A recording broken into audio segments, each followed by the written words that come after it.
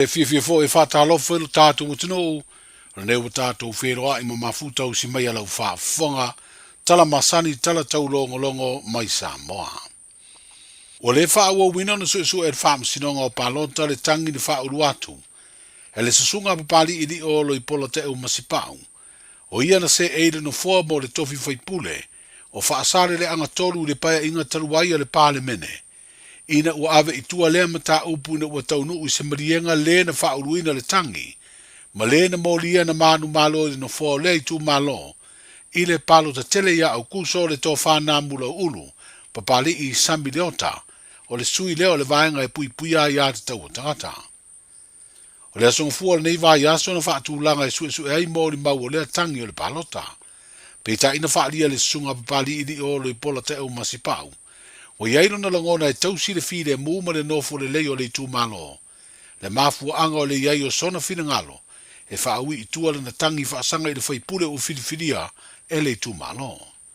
O tolu wai tangi o morianga o whinga whaala tua e mafua e le palo ta tele, o toe ave i tua. O lo whaau o peona sue mori mau o le tangi tau palota, mai le tu malo sa whatatasi, le ana amate le asunga fua na wala au mori mau, e te atua i morianga le tamai ta i whaipule na manu malo i le palo ta tele, le fionga ia seve te i fui maono, whaasanga i le sui na ia whaauru mua morianga ia te ia, le fionga lea ana Ronnie Bosini. O le tangi mai whale ali li tasi lea sa whaatulanga, e amata wala au mori mau lea sunga fua lava, mo tolo atu nei lea stofio le vaya nei. O lea tangi alo mori ai le sui whaipule na manu malo, ua venei masui pāle mia. Le fionga toi lupe maui au tele pou mule nuku o ne semo. Ai o lo mori a foi e le whaipule le sui na whauruina le tangi, le tō whātu i loma tusa lane se lota la meko.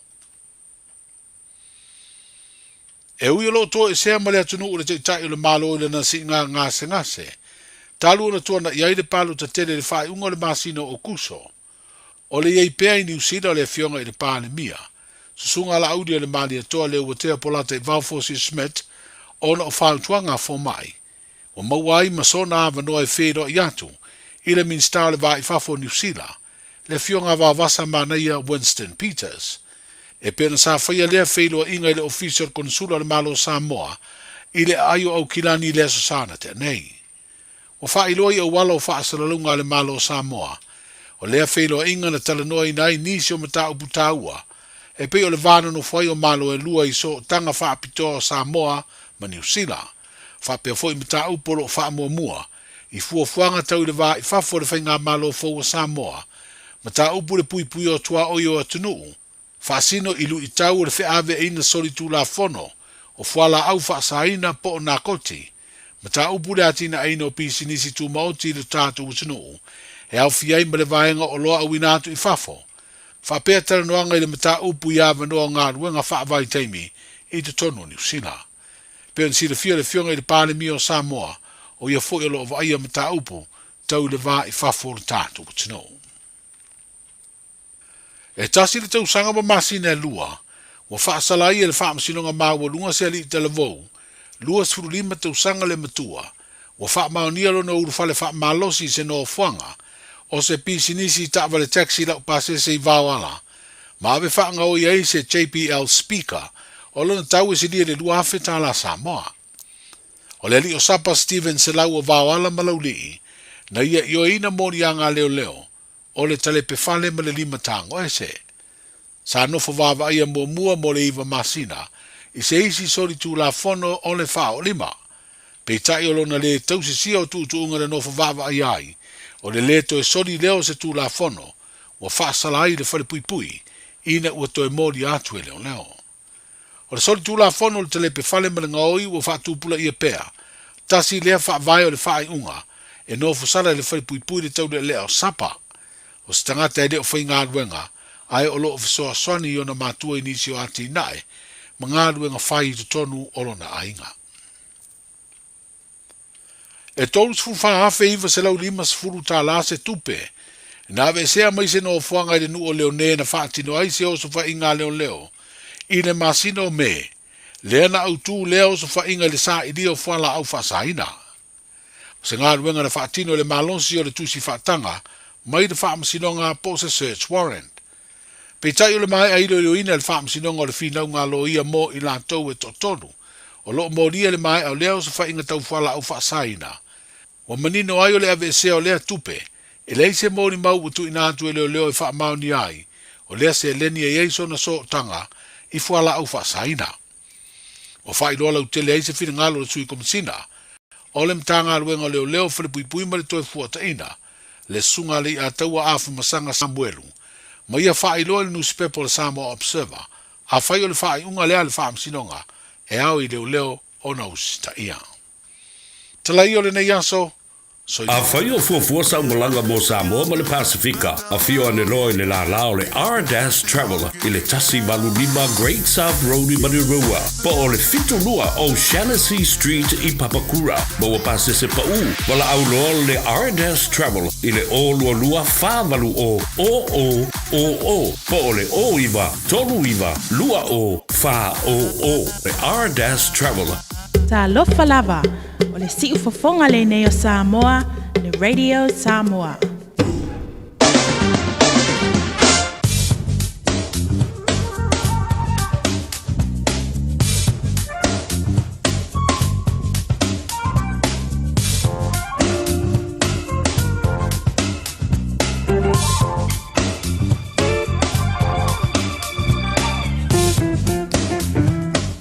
Tulanga fa changi le fianga ia ngala bona bana au tanga vai GP au tanga vai mo anta totala mai sa mo e pelo fa funga GI le riva ngola Aoauli ole so lua le dia solus maltasio le riva sino topa lua fe lima fianga ile tru ma vai ainga ma finga mano longa mai tute ma faiva ole nei fo ia so lua le venga le tanto tala ole tau mo au kilani ma sa mo le somla so anta pelo u mai le ofisa ole vai tau.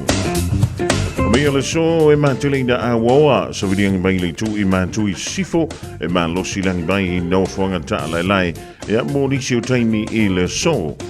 E ui le ao le mawhanwhana o le ea mō au ki lani wha mawina lo se fulu lua tikeri e a le mawhanawhana o le mānui le poana nei se fulu maleono tikeri. E ngoto le lai le tois fulu maleono midiu teiling tula e valu i le poana nei.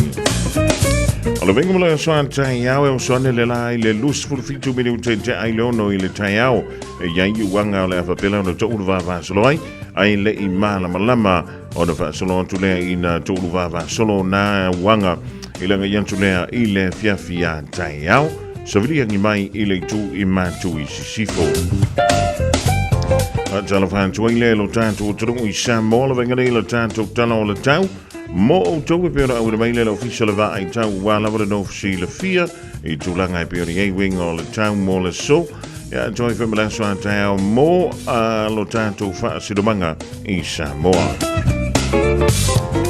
o wing o le tau fa le official va ai tau wa o so video no tau polo lo official pe Samoa mai au mai timo e a fia ile to the winning shoot time pitai o se vaeng of taking o savili mutimunga o lo ta auto i saute o Samoa. Fautuanga malabatainga, fautuanga mutimunga mamafa o lo fa malo si pea mo laufanua uma o Samoa.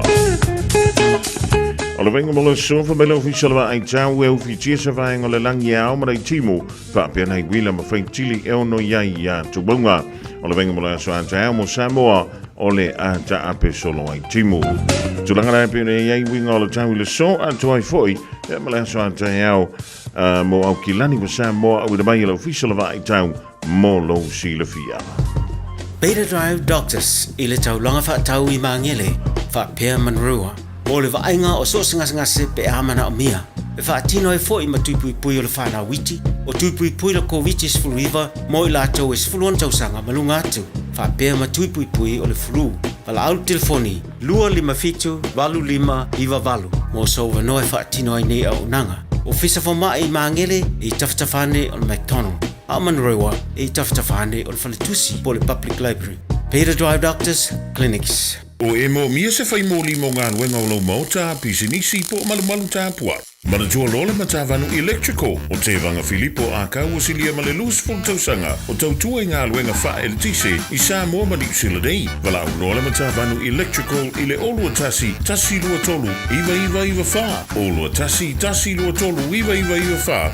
Moni quotes pe filo I fo I whatalano ngā luenga, o loo fuafua mole wha I ungolari tausanga, ai maisele tausanga fau. I mawhai fo yona emaili ile info@matavanuelectrical.co.nz, moni si Fam Talanga.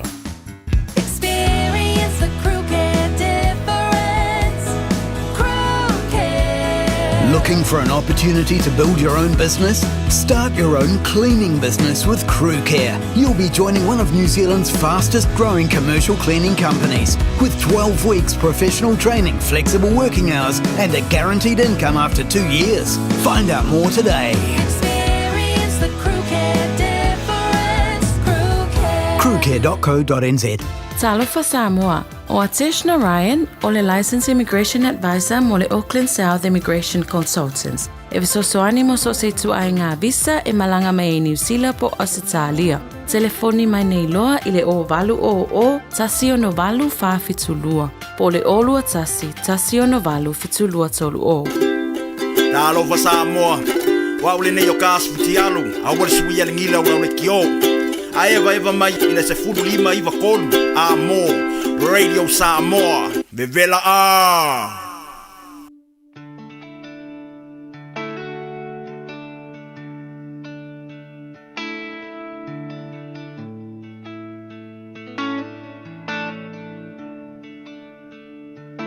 Na e tausia ma le wha mauni e uyo lima Ina ua le tau lau wha moe ngā matua Wha au la I te lau tama O te ni malawa na o tā ua Whai ma wha malu ngā a o tupu a e tua Na e tausia ma le wha mauni e uyo lima Ina ua le tau lau wha moe ngā matua Wha au la I te lau tama O te mi umalawa na o tā ua Whai ma wha malu ngā o tupu a e tua Nena ea, o lo tinga oe Ele ai seisi e la whamani mai o ana oe Sili lo o loto male matau Lo o tuai o ai e au Nena ea ele te a oe I o manatu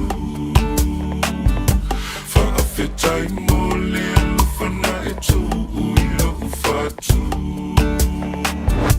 E umau tua oi ona e si ita watu iai Pe ole fale lava o so o se tangata o te tangi mai ai Fola lo saua I matai le ai se tangata e te fo I mai ai Nena e talo whaua e le toi fo I mai No, e umau tua oi una e si ita watu iai E ole fale lava o so o se tangata o te tangi mai ai Fola lo saua I matai le ai se tangata e te fo I mai ai Nena e talo whaua e le toi fo I mai Nena ea o lo tina oe Ele ai seisi e la whamani mai o ana oe Sili lo o loto male matau Lo o tuai o ai e au Nena ea ele te a oe I o manatu Whaafetai mole alufana e tu ui lo ufatu Ele ai seisi ele nu foi la utana Ta fe pe amatu matalo fai suna fa tautana Pe o mea isa lavala Pe fa apito lona fainga Tu sapele fia umamai ule ainga Fai fusu angai luma ole pa o te manaia Alu Ele ai seisi ele nuune you know foi la utama Ta fefe pe amatua talo fai sona fa a tautala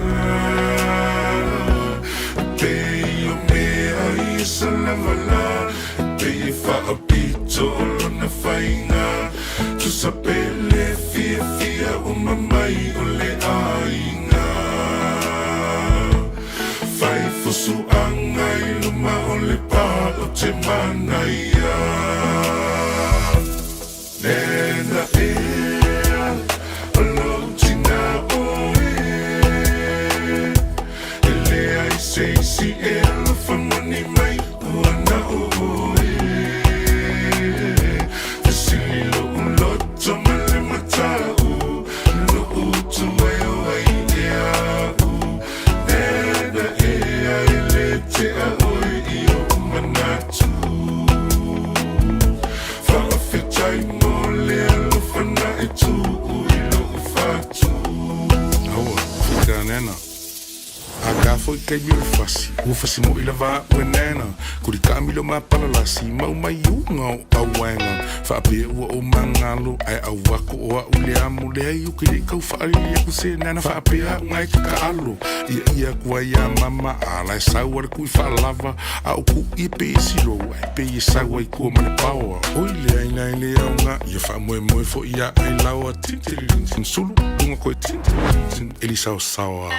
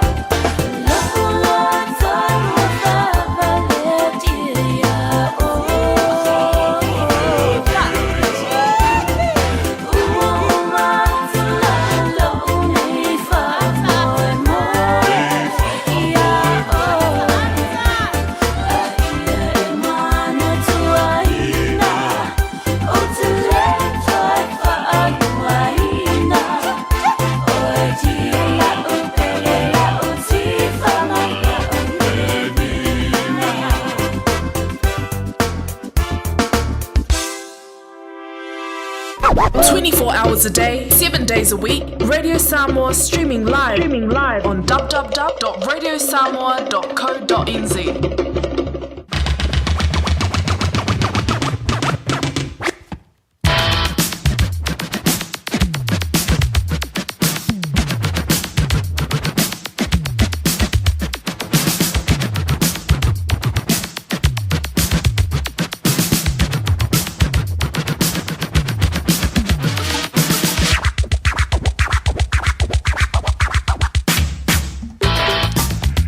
Le temi le wanti le radio Samoa le divang ola so le wa se antia lu se fulu male fitu minute o te ne le fulu male lua fe o le na mantala mano longa le tau fulu lua e o te mini o le vana tau nei toi fo i fa wa nga wenga tutu ma fa va lo filima ma lo le se fu ma wi ma le langi ma wa tau to wa le mai le dia so fo fa popo i lo o to so fu ma ma to wala vi ia ile lo fo le tua. Ja, o tātou whilo i lo monu e leo tua no e peo ni eil nā mua ngana siu tātou o taro. Mo mua na wha malole sungalau au ian tawai meni mo le tautua mai le tau na leila. Ja, se iu ni me foi i se teimi o le tai au leo tātou mawtai le leia. Aoauli polokalame la Aoauli ma Fofogamua se iu ni e leitu lai wha i le fiafiana. Nei, ja, o le sulu mai le la e pie foi le ma le sulu mai o le la. Le riva ingo la Aoauli au whenga i le taro ma vai inga o whenga malo longa a wā se sa i linga malo si le toi wha wina o ngā wenga tute ma whainga lo filima. E le mawhia le tua e a le wha tala wha masani a wauna pa i a le tua o lo o tau o swina li puwe o le ola i so se whanta whaitolo glava tono ni sila ma tunu e mama pa tala whantu i la o tau sa whainga le au sa le vi malo le tatalo malo le o le sa pa anga masani il tantu wana leo te mama tina ma tua o mai o lua o mai o mai o tau ile nei fo i vaingo le Aoauli talo sia o le naua maua sina fa malo stino fo i mai le fanau ya fa ia na la vete nga fatie o i na faila wi puti o le me tanto te fa tali tali ai fu ya le leng le nga le le malo se le du a wi tu fanau i le tai o na lila ya onga ya le tu mi fu stimio to ya nga into le piki mai le fanau wa onga ja, a whewhio nei a whia nisi o tātou i le ngase o le fulu. Ja, ui te whanta mala. O whesuia inga o winga o le tau. I lea tau sanga ma lea tau sanga. Ja, whengo whia la vauna mauan tātou ma pesia nisi o le mano le tano o le ngase o le fulu. Ja, ma le telo isi mau ngase i pepesia tātou. E stangata. O le tati wa ia tu fo i le leitala. O lo whapea mai. E tangata lo maua le mea tau o le COVID ti wha umi. Ia po le long COVID. Eo, e au fiaili a le tūlanga fo i lele o le tino ngangase, ia po le wha pepe o le tino, o le ti ngā o le ulu, ia ma le tūlanga fo i lele o le fulu ai pei o na tau masini ai tanto, ia o le tūlanga nai tanto le fia i le rivai tau le tūsang, ia wa le wala malam whai, fo le ni masina o topa, wha penei le dāwai e su fau an tanto tūlanga tanto fo, i le aso taulunga ia ma le ia aso le ringa masin ia e whaafilo i antu le masina fo le masina o November i le aso to na i o le vai aso a saupe a tātu o lia le rofo le tua o lisio a onga o le nafo i wafa i lo mai o le aso tofi a saune ia o le aso nai te e aifa ia onga o malava ai misi lava tātu wa onga tūlanga mua ma onga tūlanga lua Whaila i le o avanoa ia o ele tamapo o ele tinapi le avanoa isis. Ia o le mesin, o le ua whailo antu le neia solua, whai ei sina whetuna inga, ia wa lava ia le nei vainta, ma le telefo i suinga, ia marisi o ngā i wenga o lo whai, e le meita watu, o lo whaantino lava le aia tau ia le unia whai a onga. Ia e pe ona ia ila la tu mrianga o la vapele ona alula tu solo te ia ona ile i maua lava le tūlanga fo i lele o se mrianga e whaamri i na ile uni leo whai a onga i tutonu o le nei fo i a tunu a tunu se aso i luma ia ona whaamri i na leo le uni whai a onga ma whaapele ona wha wawan tuai ia lea o ina leo na i o tātu wala mo whanau ai lena le pawai leo le solo te ia masano ia wale na fofola mai le nava ia so tuna iatu ia le tele tununga o le malo e ono toi whaia ia le isi solo te le unia whaia aonga ia ai o lo ta pena tu ile whanau isu enga o le NCA. O lona wingala, ia e te tau whana ta pena le iai tātou mātua i lea tūlanga. Ia malesi vaenga o e si le fia o le ala su mulimuli au e anga i tu ile whanau i le aonga. O amata fo i le au vaenga na was fululua, senga fululua, o senga fulutolu ma le senga fulutasi. O amata ona e tau whaantanta tu ile tūlanga fo i lele. Wa tau ona e apalai so se ngā ruenga e wha ngā yeilo teimi, ilawai teimi o le tuuanga. E wa ole sina mele tu na ona tu ua ole a onga PlayStation mai yana kai au ma na va tu matua ala woto e alu fale moya le aula ikiranga e su e ko ka poki e ole sa ye sa mingi pi supo ma tulanga uma fa bea ia ua koeanga o la pisi ma whakara ku mai awa ano no fo tamana i le fale o i tano fai ia ole teimi le i tā pena tuai ia ele nganta mo suenga ai ole nga yoinga e fai e whana i le teimi e mano lo mai ia onga le mai ai suenga ole nei fo i tausanga ia o nei aso ai e tutoe li i matu ia o nei aso nai mawhai o na toi ma wale si ia maka o le tamititi ana tapenanga mole suenga o onga ai afa pe foi lele tanto te fatalale o lona winga ia te lele afa ino nei tanto waloma ni tanto fa now mantu le programa ana dafi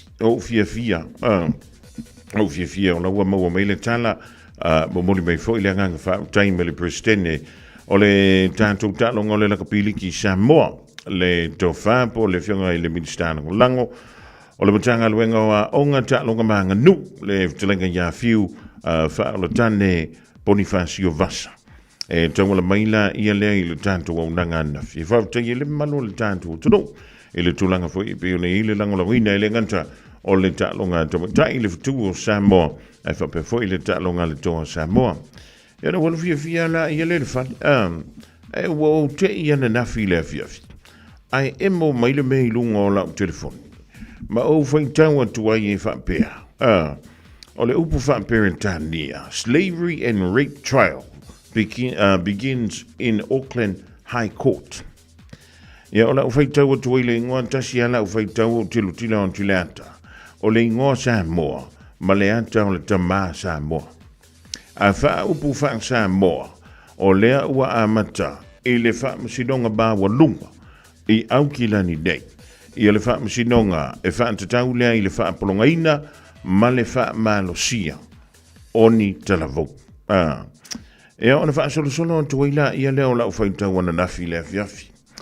Ai fa pe mai le fa matalanga tala uma ia ma sanion tanto fa longo ia ile taimi le polkalame o ema le tula fono male sunga le santin le tofa ya tu mo va siki a shu le ala vala wai una o le fa sidonga ni sine yo fa matalanga va mai ile mai ai ona vai tama mai nisio o fa nawi ni usele nei pe ama le se fulu tau sanga talwai.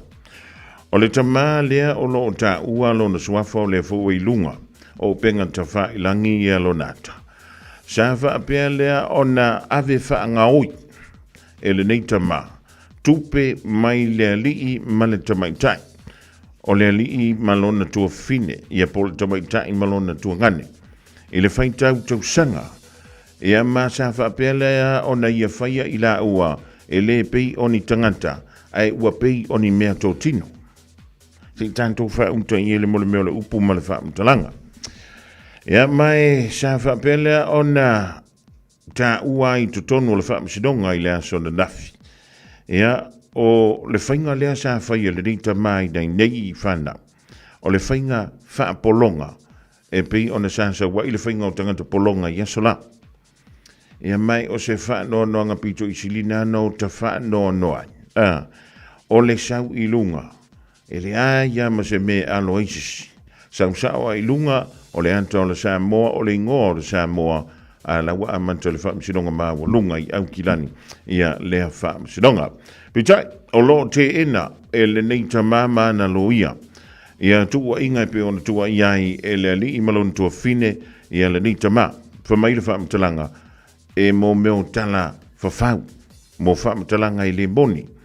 Ia mai o ia o se tangata e ao ona amana ia pe e amana ia tele tanganta i le community i le taimi le olo tua iai yana solinga tu la fono ia mai i lea tulanga ma o se whaapoponga i le tulanga i le whaaporonga ina o tangata fa mai o le tamai ono suma le tolu tau sanga le matua o lea ua moli ane i le tele o ni molianga e au fiai ma le tulanga lea o le whai ainga wha malosi e le ngantai lea o le wha malosia lea o lea tamaita i le taimi a o la tono nofo fantasi ia fa mai le wha mtalanga le te whaitau atu i lawa ilunga i sa au fui nā tua le nita ma se luma nai manuia ina ua wha pelea o na ia vaintama ina mai ma au ina mai nei nei whanau mai Samoa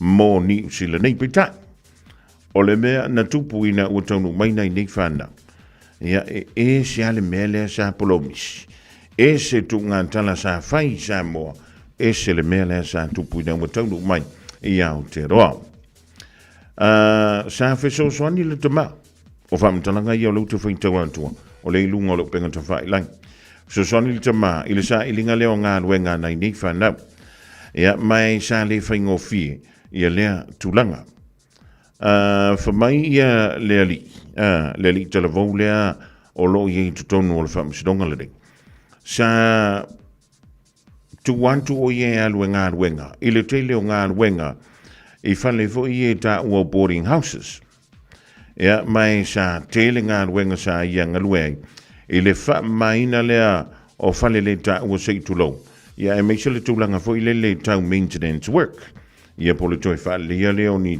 vaenga o le whale ua whale ngaina inisi o taimi e o atu le mawalunga o i tūlai whainga luenga i le ria li i talavou i le vā leo le 5 fuluanga i le 9 fulu i tūla i le vai aso e ngalueai big time na paule totongi na ia maua i lea tu ai ngā umi whapea i le vā leo le selau anga i le selau 5 fulutala i le i tūla e pei on selau i le selau 5 fulutala i le vai aso e pei ona whailo atu lea e lana loia e le whaamasidonga i lea so na dafi ia mai na alua i lea whainga sola e se lo male li i talavou lea ai tu uai na o si ona tua whiwhine i o i le wha lea lofa lea ia mai i le taimi lava lea ina ua sola e se le tua ngane ai nofo e na o le tua whiwhine i le wha lea o le tua ina lea fa mai sa ia maua le tino i tupe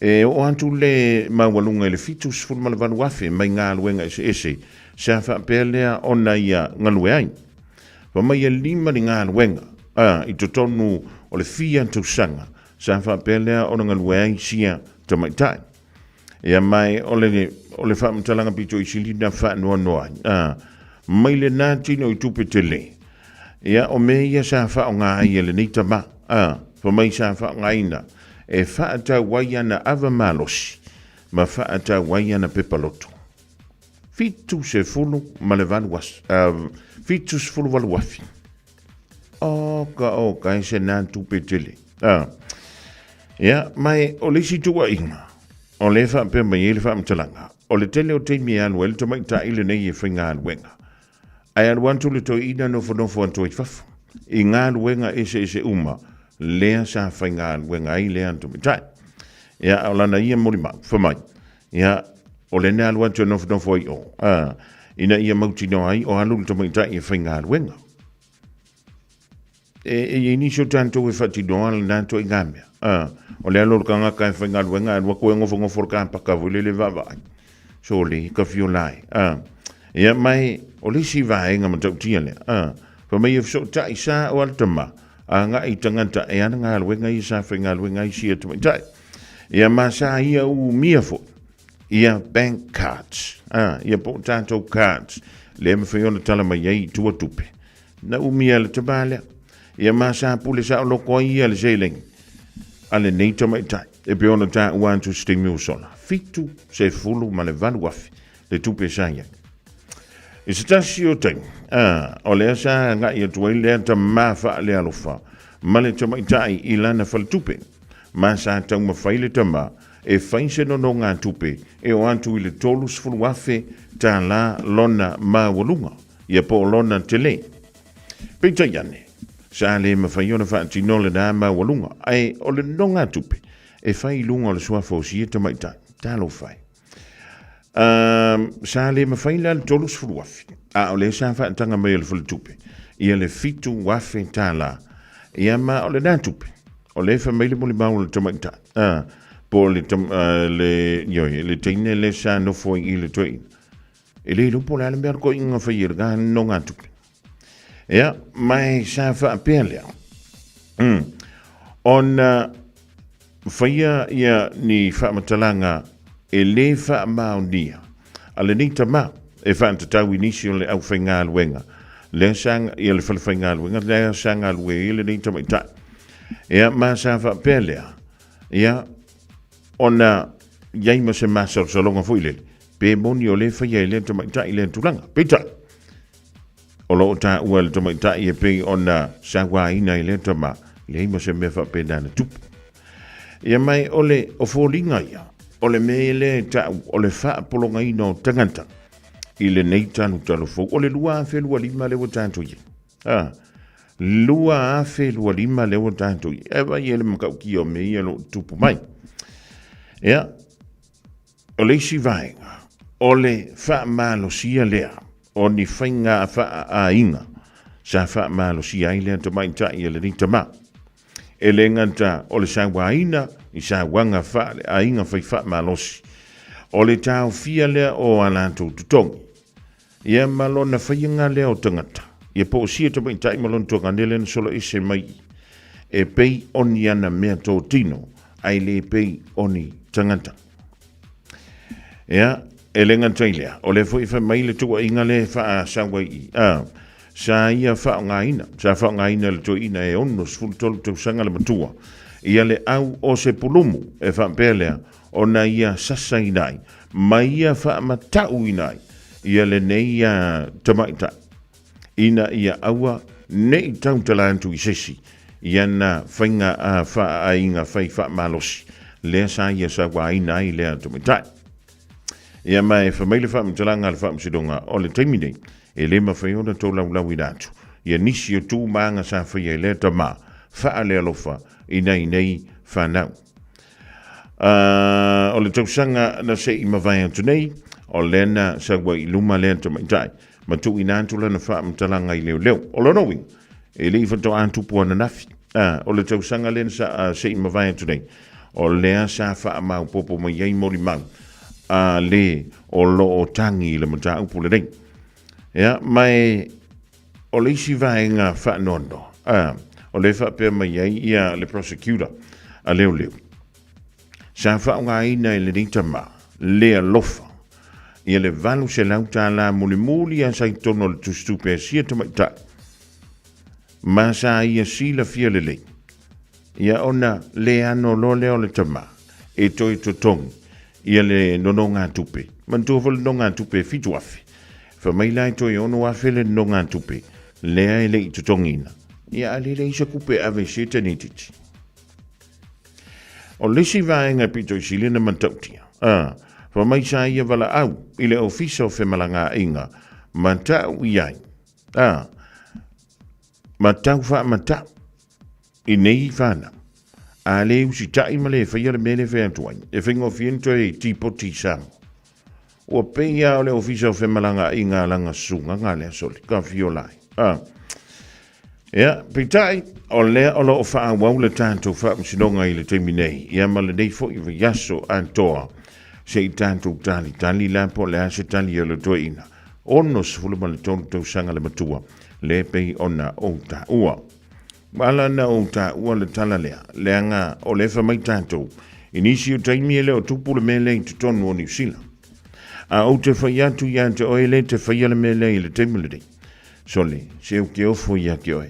A whai o oe o se tamā, a whai o oe o le tina, a whai o nei whai fantasi o lua le unu ngā li. Le sa wanga lea i whanau wa vaita mai da mai Samoa. Talo whai. Talo whai. Le ale me ko ke whai i whapena pele ngā istanganta. E leo le mafuanga ia le wala ina toi ta ofi i le teimi nei le tuma. Ia le whaatangaina o le vaitama ina mai o nai alo ma whanau mai Samoa. Ia wala mela le tupu. O le mele tupu. Tu sa i le malama nei whanau nei.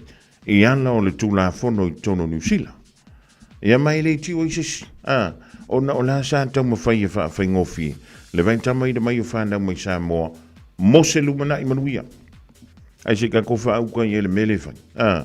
E le ngata ina ave ia ina o sina tamai whasi tupe. Ua toi wha o ngā whanau. E whai e no ngā tupe.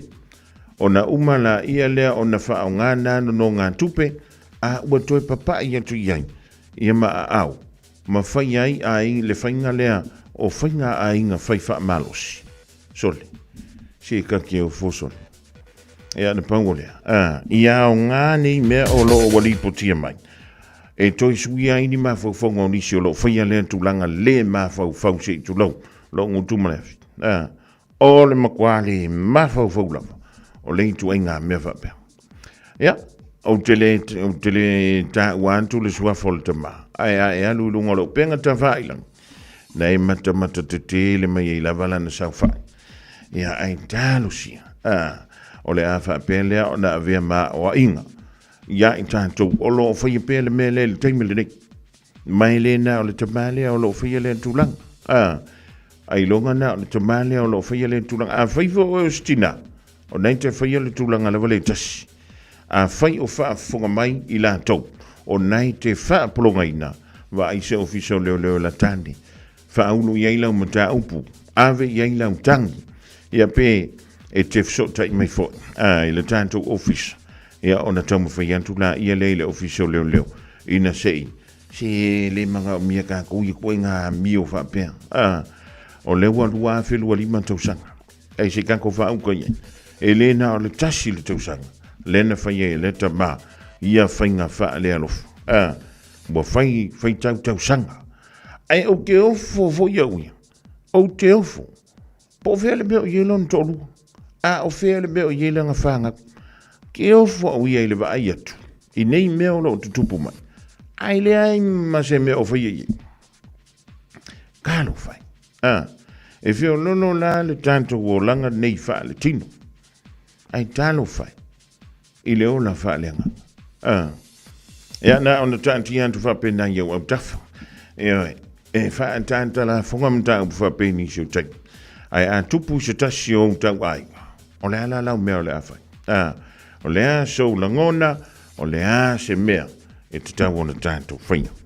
Ia o ngā mea tupu, o ina i tātou mo lea ngai atu iluma. Ai tau tua nā mā tātou, whai wha le leina i alo ma whanau o le vai tama mai. Tātou vui le vai tama mai. Tau i le alofa i le alofa. Ai le va penga o ngā umanga, e mana malama i a New Zealand. E sola lola ia ele usosoni i lantu la uma i tātou. Olina mai o lo tausa ili sina tupe mo sana mea ai. Oi se talofa isi nei alu toto. E ai ni o na uo le iloa fo sona aina. Tau tua na matua mai le o le whanau. O le manu ia le na. So se ai ngā ola fia o le alofa ua ngia o le tofi mai le atua o le whanau.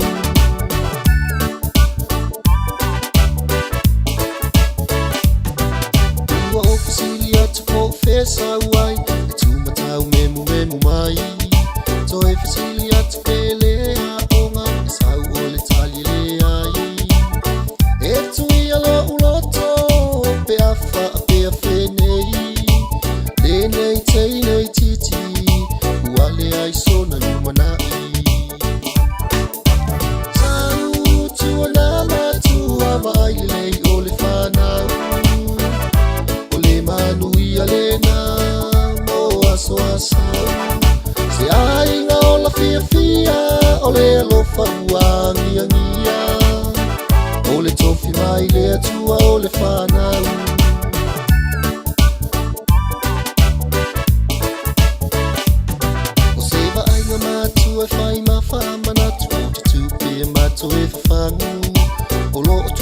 mea lava ia sa fai so e ofo ai pea o le loto vai lau whanau le olo na mai le tua Lolu mana i le na ini aso olo o mua mua Sau tua na matua mai le o le whanau O le manu i a le na mo aso asau Se ainga o la fia fia o le alofa uangia ngia O le tofi mai le atua o le whanau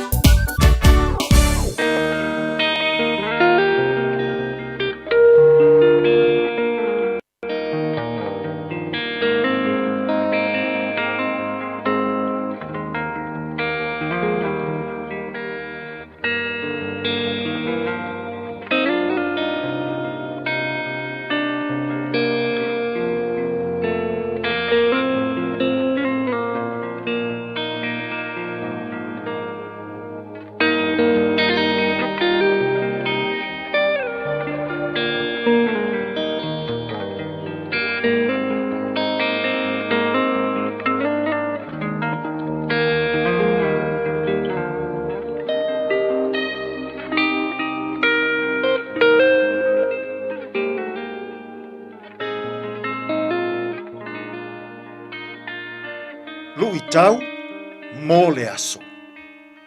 Tū mau i le atua, e ui ina sauaina.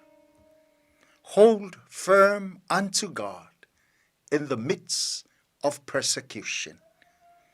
Faalinga, lona mata upu e lua, a olona fuai upu e valu. Ia e tusi foi i le a ngelu o le e kale sia i semurana.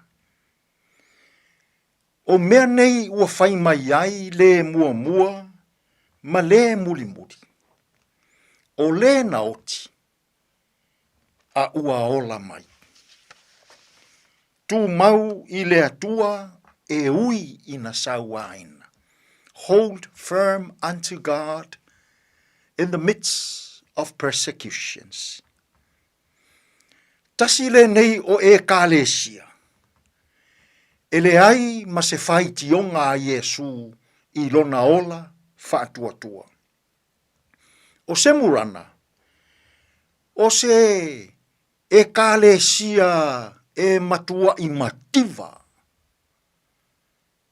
Whaale tino i lona tamao ainga. Ai ese le ono sai. E ese le whaamaoni. E ese le tau fi mau o semurana i upua le atua malona whaatua tuanga. Whai mai Yesu i a semurana. E uina e mativa. Ai ese lou tamao a inga whaale anganga. Ole a sawa ina oe semurana.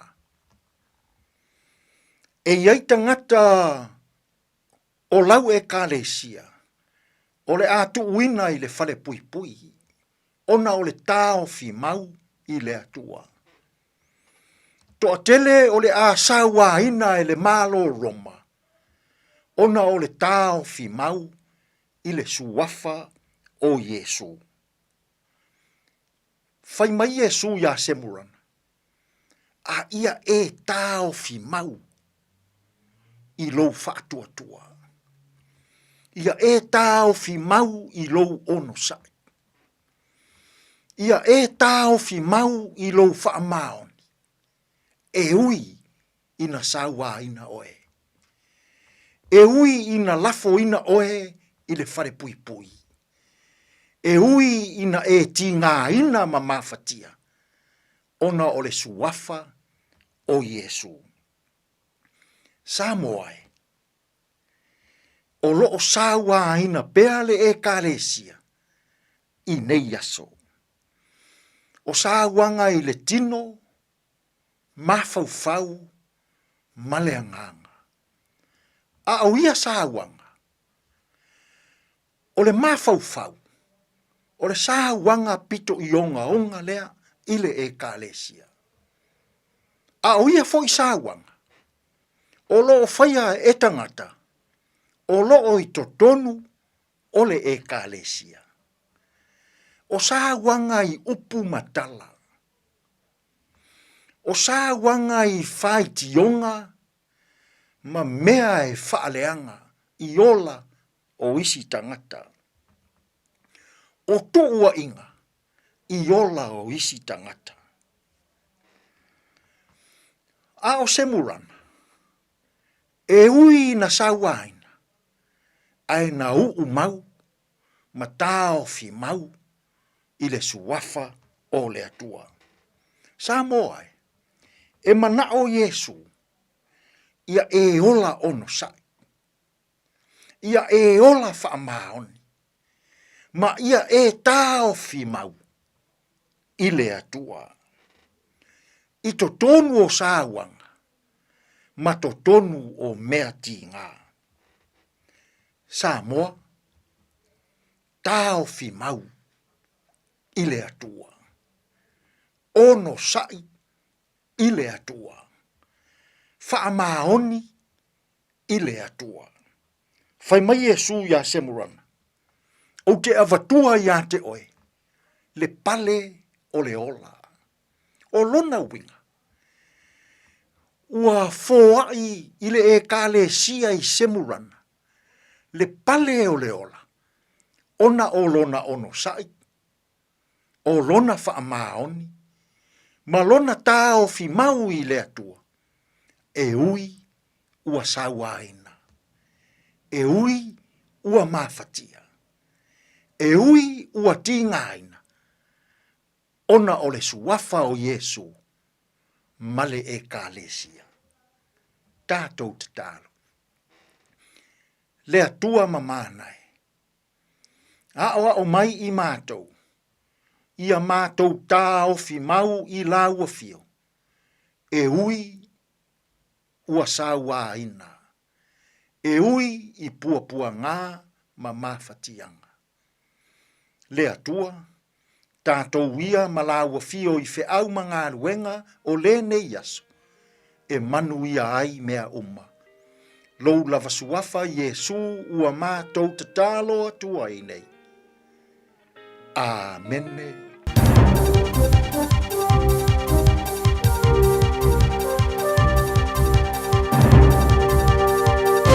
In this update, a person has died in Wellington after being hit by a falling branch near Mount Victoria this morning. Wellington, Wairarapa, Hawke's Bay and the South Island are being battered by strong winds. In the north, extreme gusts have forced the suspension of flights at Wellington Airport and left thousands of people without power. Herald reporter Melissa Nightingale is at Mount Victoria. She says council staff have warned against using the walking track as the wind batters the surrounding trees. In the south, flooding's closed the Lewis Pass and forced some Canterbury farmers to move stock to higher ground. It's unclear if the Reserve Bank will drop the OCR too much lower. The Reserve Bank's expected to cut the cash rate again next month, despite inflation hitting 3%, given the current weakness in the economy. But NZIER's latest survey of businesses shows more are facing rising costs and rising prices as a result. Institute Deputy Chief Executive Christina Luing says the central bank still faces a tough balancing act heading into the new year. Needing to provide enough stimulus to support a recovery in the New Zealand economy over the coming year without reigniting inflation. An Auckland school spending an extra $300,000 a year on counselling to cope with the impact of social media. Whangaparoa College is funded for 1.5 counsellors, but is using locally raised funds to pay for 5. It wants the government to ban social media for under 16s. Principal Steve McCracken says social media has badly affected students' mental health more in recent years. There's an inextricable link between the high use of social media and the high mental health problems that are presented to them. Things like anxiety, depression and self-harm even. That's news. In sport, the Australian netball team are keen to keep their foot on the pedal in tomorrow night's second Constellation Cup test against New Zealand in Sydney. The Diamonds racked up their highest ever score against the Silver Ferns in the first test in Melbourne. Mid-quarter Jamie Lee Price says they want to continue building. Whilst it was like an amazing result, we definitely won't get carried away, and we know that we've still got a lot of hard work to do this Wednesday and that they'll come out firing. So I love that we're always striving to be better, so we've got things that we definitely need to work on and improve on. All Whites captain Chris Wood could be reunited with former Burnley gaffer Sean Dyche. Dyche has allegedly been approached to manage Nottingham Forest after the sacking of Ange Postecoglou. And that is sport.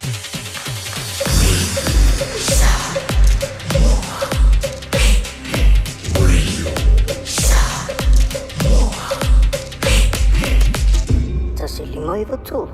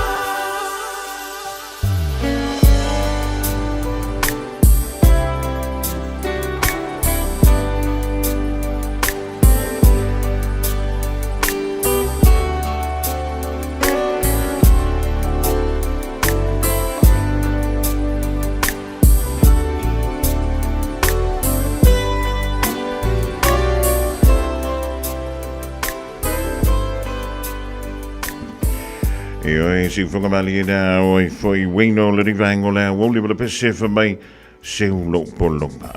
Oi.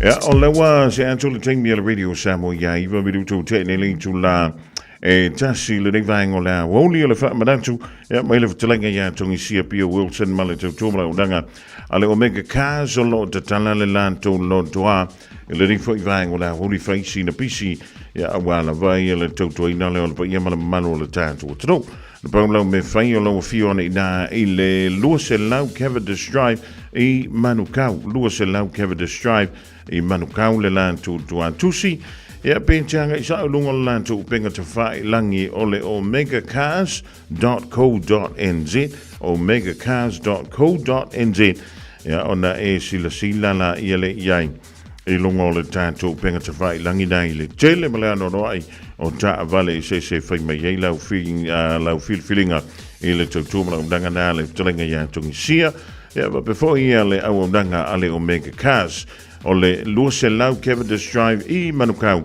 e te maua le la tautua pevalau no merana o i lungo le tanto screen o le oiva lua fitu lima valu tasi lua oiva lua fitu lima valu tasi lua e pola no mera fe avea i o le olu tasi fa fitu ono lima fantasi olu tasi fa fitu ono lima fantasi ya olo dali tali mai le telenga ya tungisia ya walo wa fa tu official wa tala ile ni foi vainga ole Aoauli se fulu mala fa bedute ole wote ai le tula etasi Radio Samoa Tasilima Ivatolu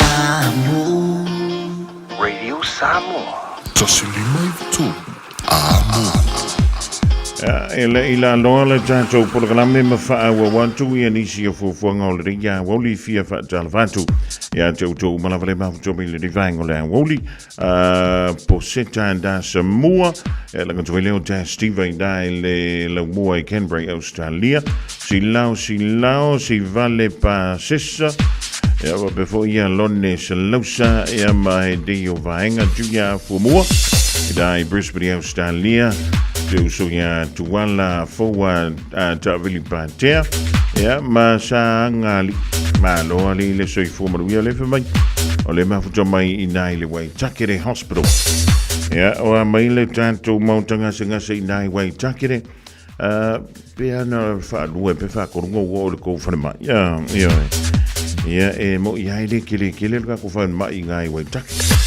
ele lo po ye nga mala ka male o fu o pida le masanginga vala au mai le tanto tua e le aso ma le fo yaso auringalo le tanto programa sani ua faingoina o le arento le ola ile afo le tasi le o le dei fengai le antro e mala tue fu ya tungalo wenga tuitu ma faiva lo filima se fa mauni me titi te pule ai ele supermarket ki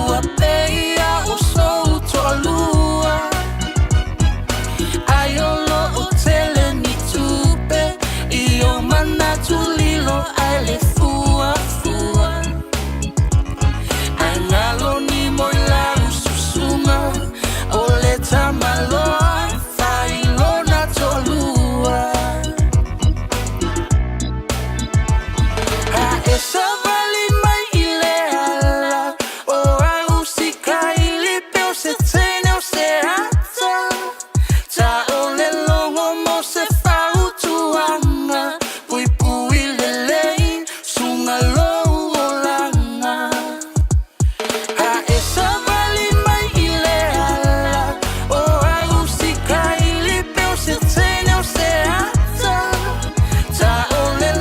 mo se whautuanga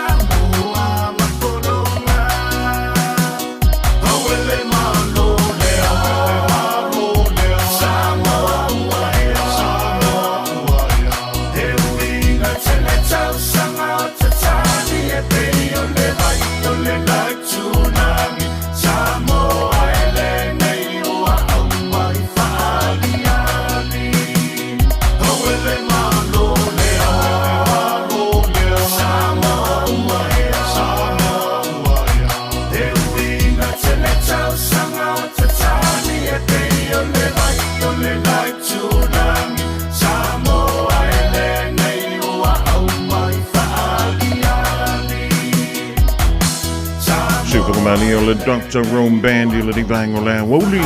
Alawa kie o le toa. Eva Taliban 29 Queen Chalani Brisbane ya Rupiti mai lanta malavang o le mafuta mo yang. Tana yona io e o le corn beef. Mai Hobson Viola Ryman Healthcare ma lo nga lui Queen Savalio. E makalama ai ngā maua le mafuta mai le tātou tautua le divang o le Aoauli. E o e o koe fo ia ke whingaru wenga uki maso le sona. Ala maia se I fai so tasao e tu manu ai le tu longo longo no tao lana tupu tupu a e tau fono fono lauanga I fanua ua tiua ita ua paalo alo alofa inai matua tala le toea ina sole alo malu faiva tautuana lonu maainga.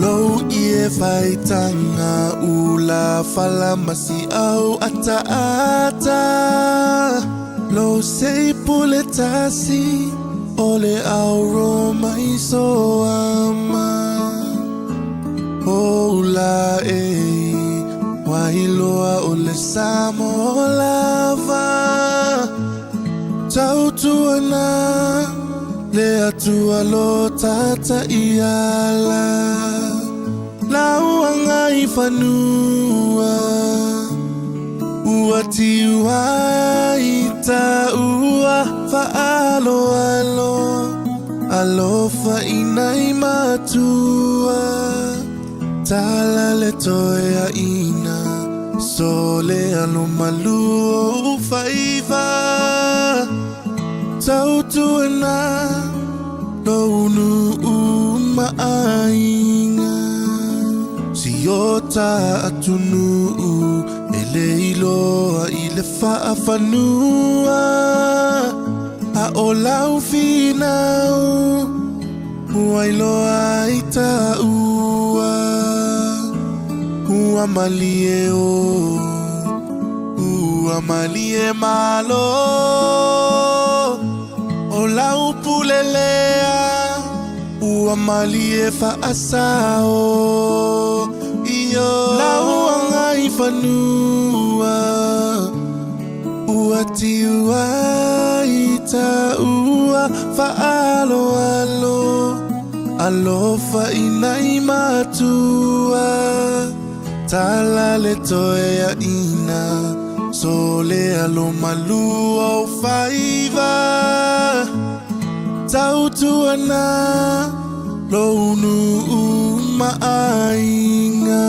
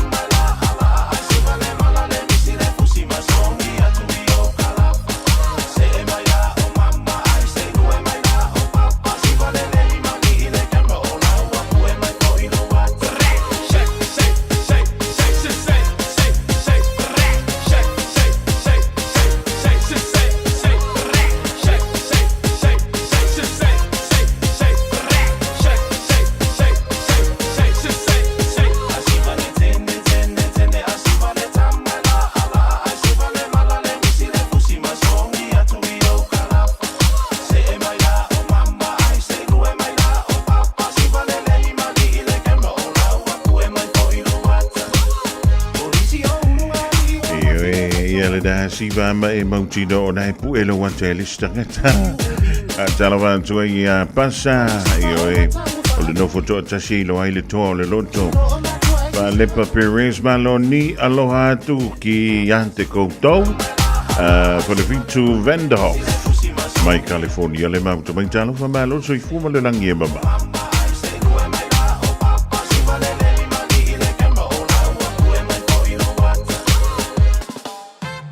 O se tala fiafia nei mo I la tolo mana miele vai yesi, vai sasalapa ma le vai tamalingi, mai le Samoa herbs, ua mawhaine o na whaatawa tu le tātou ofisa, a le TR marketing I le mauto Samoa I mangele, e nao le lus futala le tau le vai, ma e ave le whaamua ia I lanto weanga I mai le ofisa, e totongi mapiki a lanto vai, morisi whaamtalanga whaasota iane, I le olua tasi o lua o lima valu tasi fitu, monisi whaamtalanga, e le tātou vai esi, vai sasalapa, ma le vai tamalingi. Oh my, fata mo and follow chicken and things.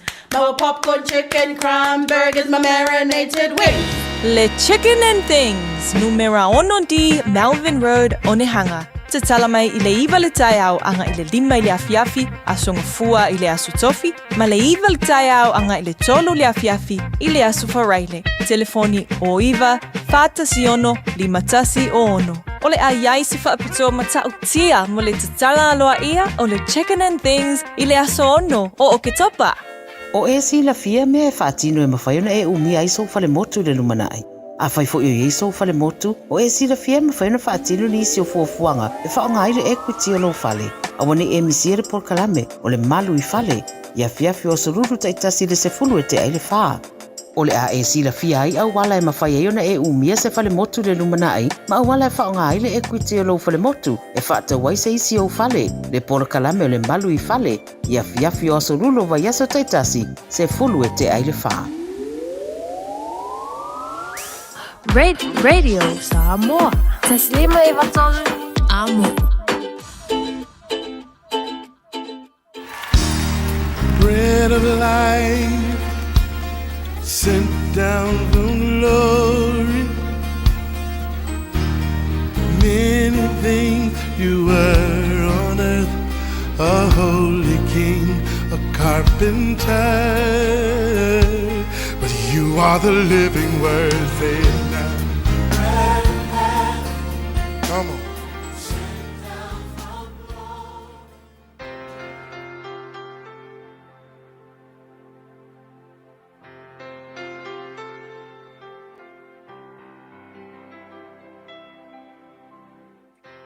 Au te whahtalo whātu tātua tinu uile a matanga o le nei vai aso fau. Ia mai tātua por kalame fau le nei o le a reto le ola a lor soi fua manuia ia ti oe mawhai o le wheso tai mai. O le wheso lima o whai upasi fulu ono e whapea. Ia whaonga ina e outou waso o le nei o langa a wā ona po nei ua leanga. I le ungo le whai upu whai upasi fulu fitu whapea I outou I loa le fina ngalo o le ali. A le upu mo o le aso le nei o wha autuina whapea o le whesili e whape whea na e sao I aso leanga. Tātou te ioe uma ia le tūlanga ua iaile nei vai tau. Tātou I loa ia se vai tau leanga ma se vai taimi ese mai lona tūlanga ua iai nei. Ia Elena o Samoa nei ai whape na foi I le lalolangi atoa o se si o manga ua matua televave ma mawalunga ia le te tupu o mea sili o na le manuia I le larangi. So o le taluai la tūlanga whape nei wo o mai whape na fo I tātou lau whanua o Samoa nei. A whai o se matua I sau whanau o lo tupu wae ia tūlanga talavau whanau iti. E whale nā tūra lava lau manatu I fo whapea I lau whanau. E te manatu ma e kea tele I lau whanau. Ia petua mani ao la tugo langa I le tuai ngā si o manga ua ngai mai nei. Ia wafo I le tutupua I la tau whea ngai ma le tuai ngā environment le o tātou iai. Whaisi na whainga tātele. A le fasili la whatupu manatu mo oe.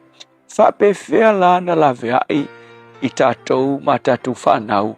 Mai le nei tupulanga leanga, ma le amio leanga, ma le tūlanga le matau tangata I le tua. Ke lol tali. E ke maua lava I la roi fai upas fulu ono, ma fai upas fulu fitu, fai upas fulu ono fai mai. Ona po nei ua leanga, Fai upu le fulfitu fa pea. O le nei, aua nei whaavalea outou, a ia outou I loa le finangalo o le tua. Ingisi upu kuso fai mai apostol, taluai o le leanga, o le si omanga, ma le vaitau o kako iai. O le ki ta ua la vea iai tatou, o lo wiloa, o le finangalo, o le tua. E ta ua te le melna, you know, e tasi le awala, ia te au, e tasi le awala, e sefe ai oe, o lau whanau, o lau ainga, tangata uma ila lo ifo lau te inga, o le upu, ma le finangalo, o le tua. O le upu o le tua, o le tuspaia, o le finangalo, le na, o le tua. I loa le ainga fo ile na lavea, I le lato fo I vai tau sili na leanga.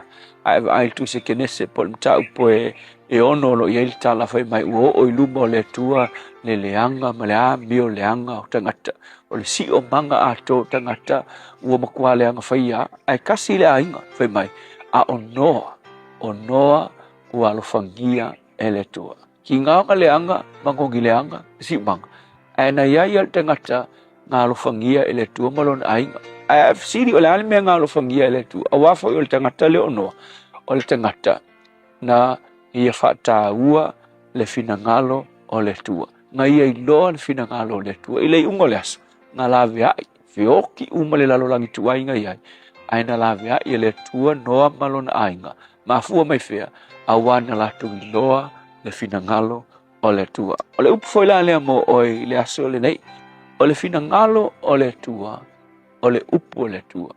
Asu ese me siri o nga e loma e la malama I le me mana o ile tua o le kuspaia. A wafe mai kala le kuspaia. O le afionga le tua o le suru yo vai ma le malama yo wala. Ai mangao e te ola le lei I kupulanga leanga ua iai ma le si o manga leanga ua iai. O le upu mo o ile aso le ngei. Sa iri I le upu o le tua. Awa a e sa iri le upu o le tua ua e lofo le finangalo o le tua mo lo langa le tua fa fitai ia o fionga e wina pongi sa le si o banga o matu iai a o lau fionga o le sulu o matu vai ma le bala malama o matu wala fa manuia lo o tunu ona o Yesu amen.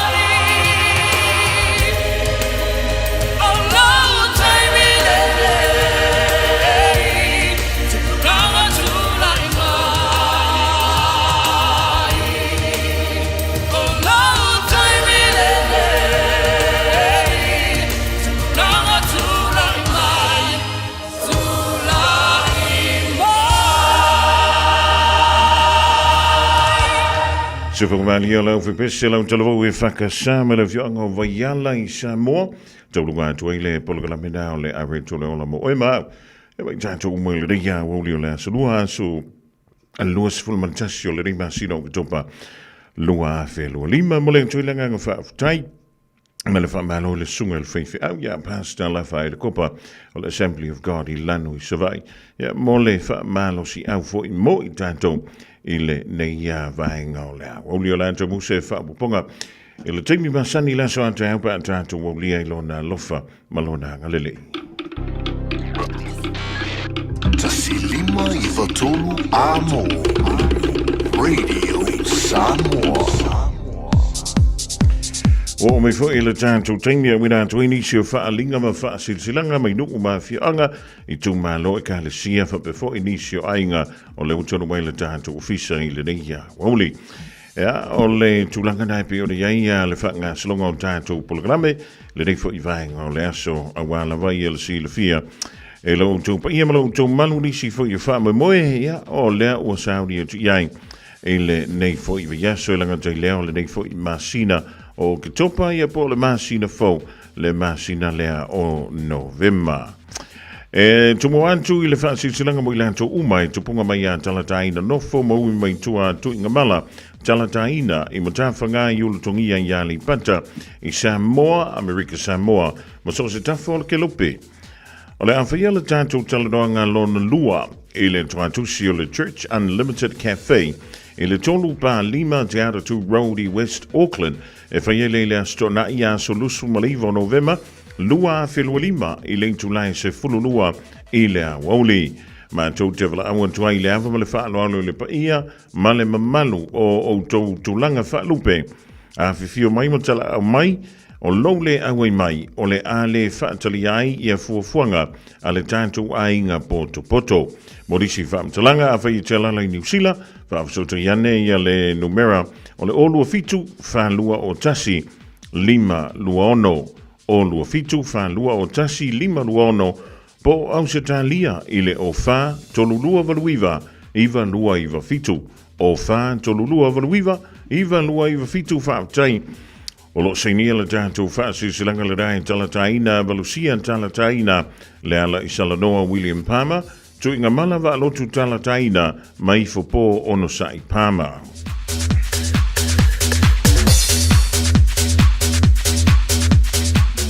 O le a whaia se whaalinga o la e le Pasifika matatau pe a po le malu i le te puke o Tara Community Centre i le astona i aso se fulbale lima o novema i le se fulu tasi le tai au.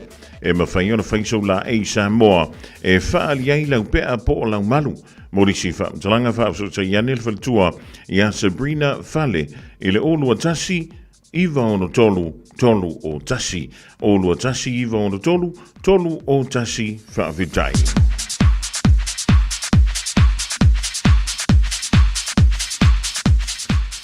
A wone ngalo saulo minga o le tusi o le songafa tasi ma saulo minga o le vau filifili. E mau ai whaalupenga Samoa i sifo tutuila mamanua. O risi o talatu o Samoa o la ngā upu o la matafa yoi. A la matai le whainga o whaalawlawe pe o whai poiponga ma liu leo siu singa o ainga fesila whainga o paolo o si whaaloalo whaalangingo e kaile siama le tele o le ngangana o whaalolonga. E na ala fitu se fulu tala ale tau. Na ala visa le radio Samoa i le tolu pa tolu ona Hobel Avenue Manukau e maua tuwai. Ia nau e maua tuwai saulo minga. Morisi fam talanga wala maila tātou ofisa i le lua ono lua tasi lima iwa tolu, lua ono lua tasi lima iwa tolu. A le lei o ilunga o penga to wha i langi, ia e mawhai o nei hanga i e tai lalo i le shopradiosamoa.co.nz, shopradiosamoa.co.nz e whai mai eiso o ka whaafutai.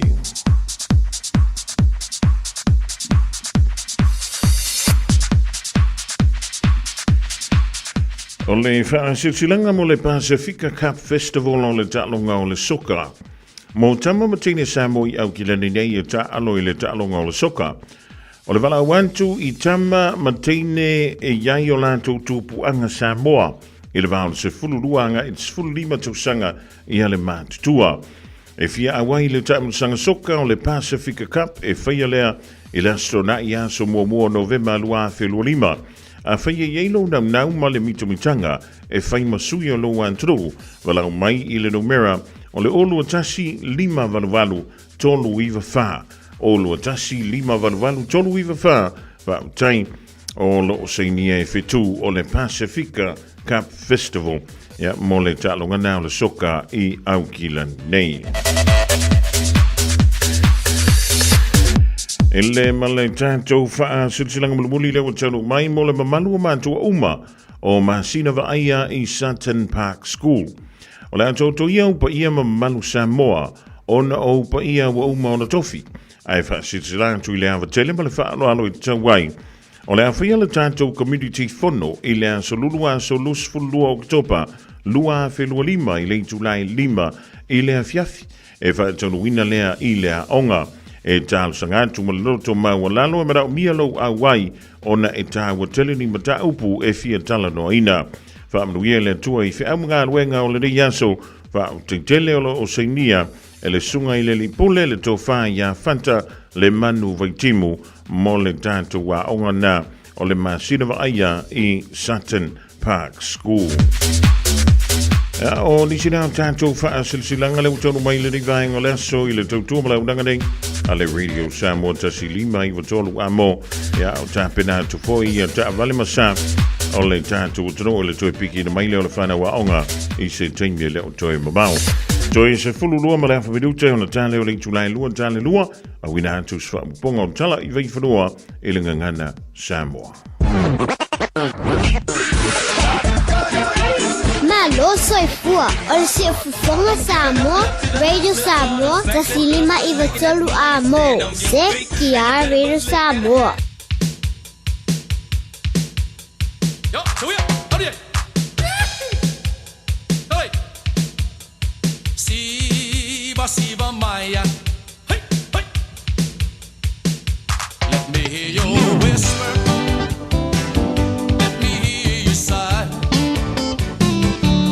Put my arms around you, let me kiss you now. To my lolima, tau tala my dear boy, itau ina eloa, oloa lo palena. Tele ia ole sami, tele po ila au ole vau, tele manu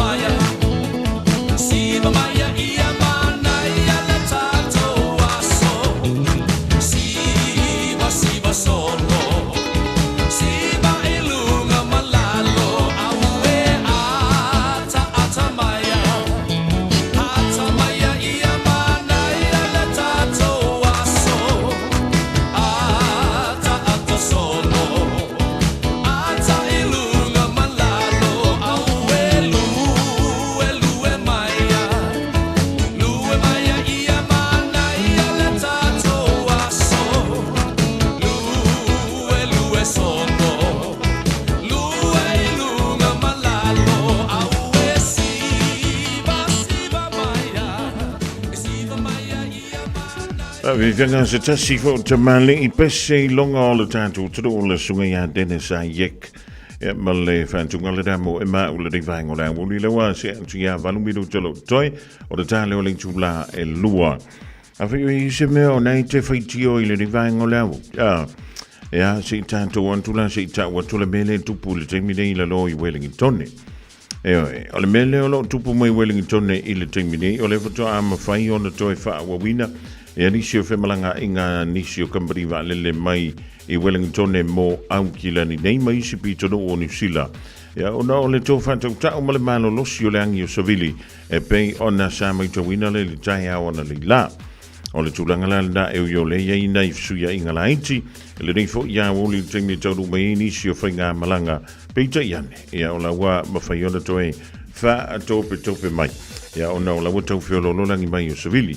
E ele taman loa na whapelea o na taia e se la au sāpa o e nai Wellington o le whamai le whaamtalanga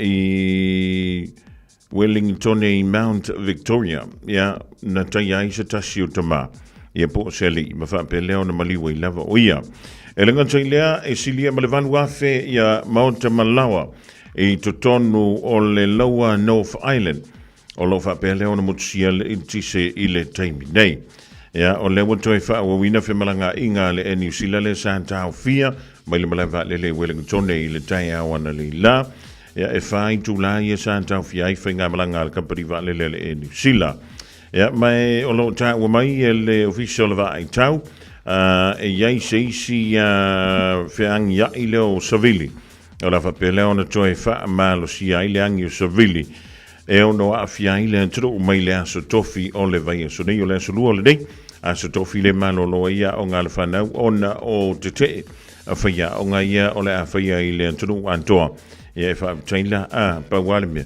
e fa mautino no folito mi tito no fan a wale fia e wa o le no fanga le fa pe ana a faina mai ele te male o le a tonga vau ya antono le sa anu te male faisana savali ya ai famile tala le mai taile na ia mawale tino mali o le tama e ono tupu iso se tasila ya wa tele au le taimi ya pa ule la au misi le tangata pa o misi ana o le paula le pa o ya le la wa faina ilo ona o le malo si lo to fanta o savili e pe ona li putia mai le la boy Wellington le so talo sia ia o lo sanga le muia nei o tantu ainga o lo hau mai wai nai le antu Wellington le nei fo I vaenga o le Aoauli mafuta mai le tautua a le tantu wala leo ia fai mali ia a wal so na nau fo ia angi malo si le savi e si fo ma uma o le sami o lona winga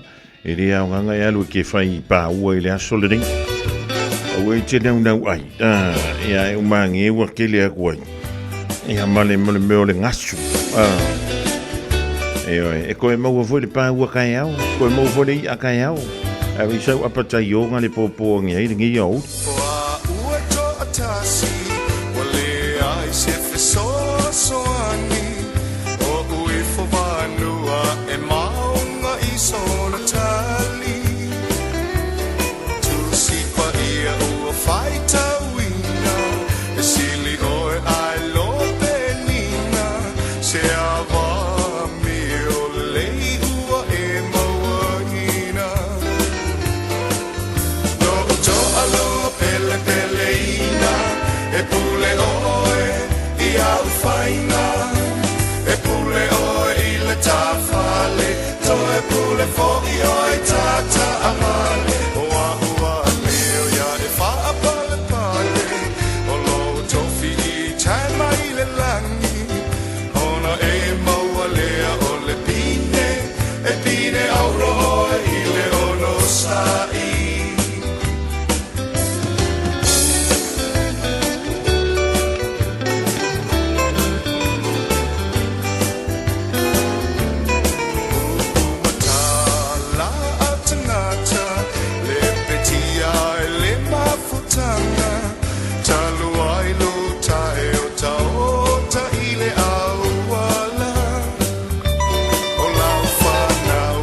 Tofi pa ia o le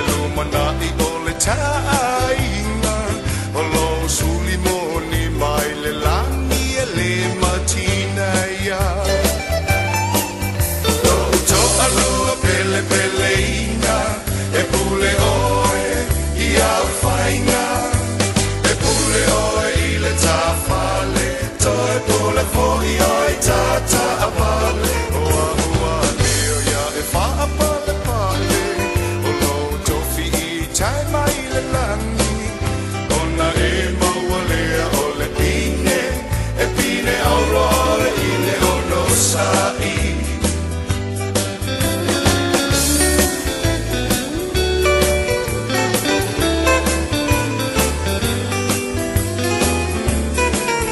laua mi o tau sa afia na ole ata ata e faalia e sili nai le manongi o se kukawa e saunia pe fia so o te le isau pe o te sau fo i uau lo te wha amanga lo to e pe pese manu o le tae au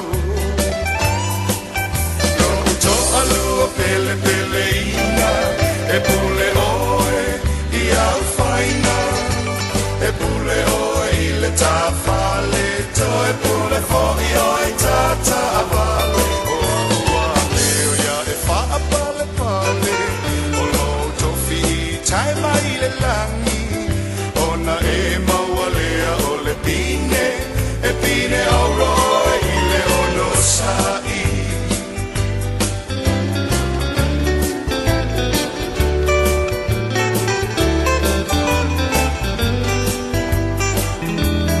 Find my pua Samoa e avisa sala leta maloa o le sami male lau ele ua muli au loa e ai anga mio si tama fia tama autu o le tau langa e moane o le ata ua toe fo i lava ya mama lo to alua pele pele ina e pule oe i au faina e pule oe i le tawhale to e pule fo'i oe tata avale o ua leo ia e wha pale pale o lo tofi i tai mai le langi ona e maua lea o le pine e pine aurora i le ono sai lo to alua pele pele ina e pule oe i au faina e pule oe i le tawhale to e pule fo'i oe tata avale o ua leo ia e wha pale pale o lo tofi i tai mai le langi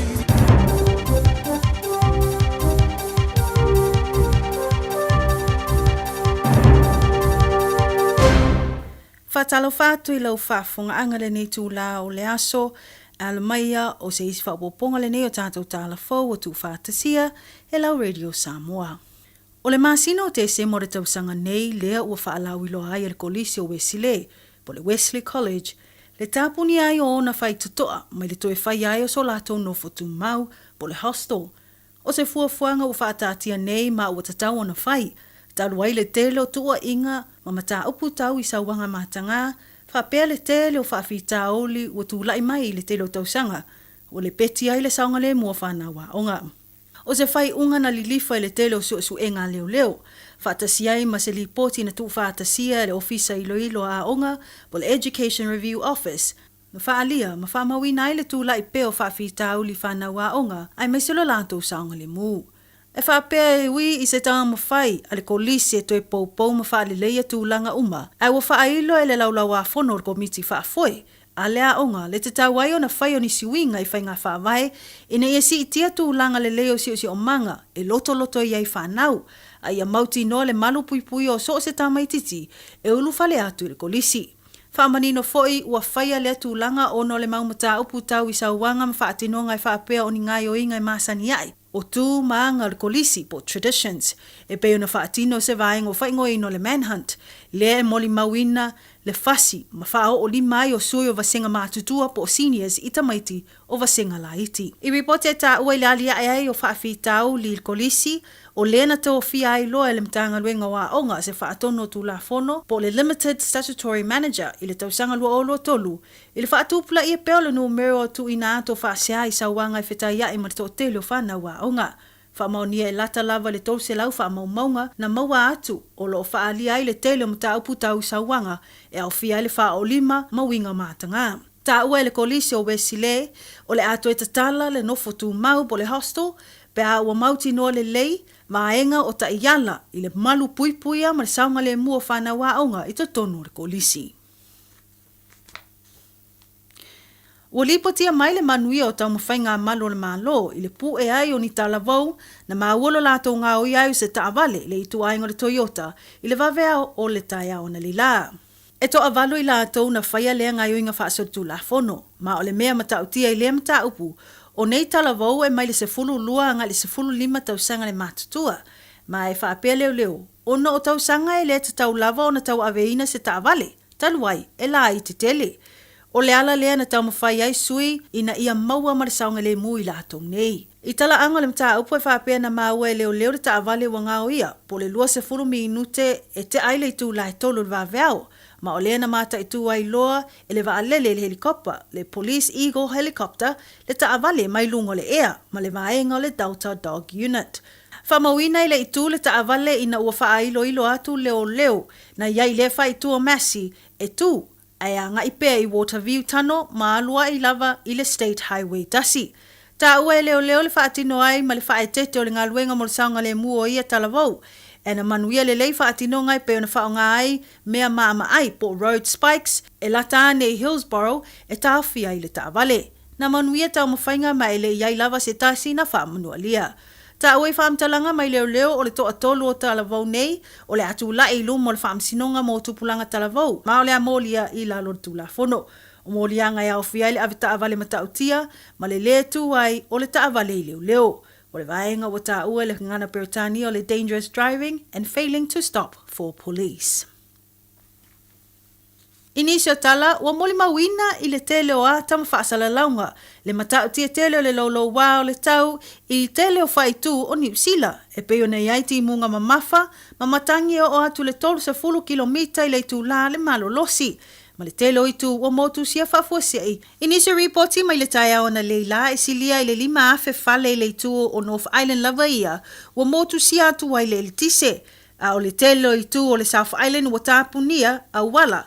Taluai le mase se tele, mala au o pa uai lunga, ua le mawhai ai o na uia i ei tu. O no le lolo wā o fōlingo le tau o le ua whailoa i le ofis o le wā ai tau. Le tu ina mai ai o whailoi le tu langa o lo iai le atu nuu. O le whailoi lo lanu moli po le orange warnings. O lo tu ina mai, ma o lona winga e te tau i tangata lau tele o whaitu e Alfie Grey, Tasman, Tararua, ina ia mata i tu ina le leo lātou si o manga, ma ia mata ala ini vaenga i ono tūla i mai i taimi o le lolo wā telo le tau. O le malolo si tele o matangi o mai tau ina le saunga le mu, ai o le wheo ai o ta awa le lunga o wala. Mai maua fo i le mafuli ai o se loli i lunga le awala o State Highway lua i Wairarapa. Ua whailo e sue le wa ai tau o lo mai tauina le ono wa ai o le toe le lei mai o fōlingo le tau i le whai ungo le wa yaso. Mai whetau i le lei mafuafuanga o le aso malolo o lo manei po le Labour Day long weekend. Ai ua whautua ina ave taava le uma ai maiso i lanto i ei taava le ta ua o high-sided vehicles e ave ma le whae tete a lato taava le. Ua lipatia mai fo i le whaatama i ai le afi le taia ona leila o se whale kalapta alo o whakaraiwarewa i rotorua. Mai tauina o se mūna matua i whaaleanga i nai le tele o vaenga o lea kalapu. Ta ua na tali atu le vaenga o whaalavilavi tutupu whafua sei po le emergency services i le taia ona leila. Mana mai tauina i le anga i ato le tele o lato taavale tinei mu e awhi ai se taavale i ai le ape whai e taumawhai e whai te tiare sao o le afi.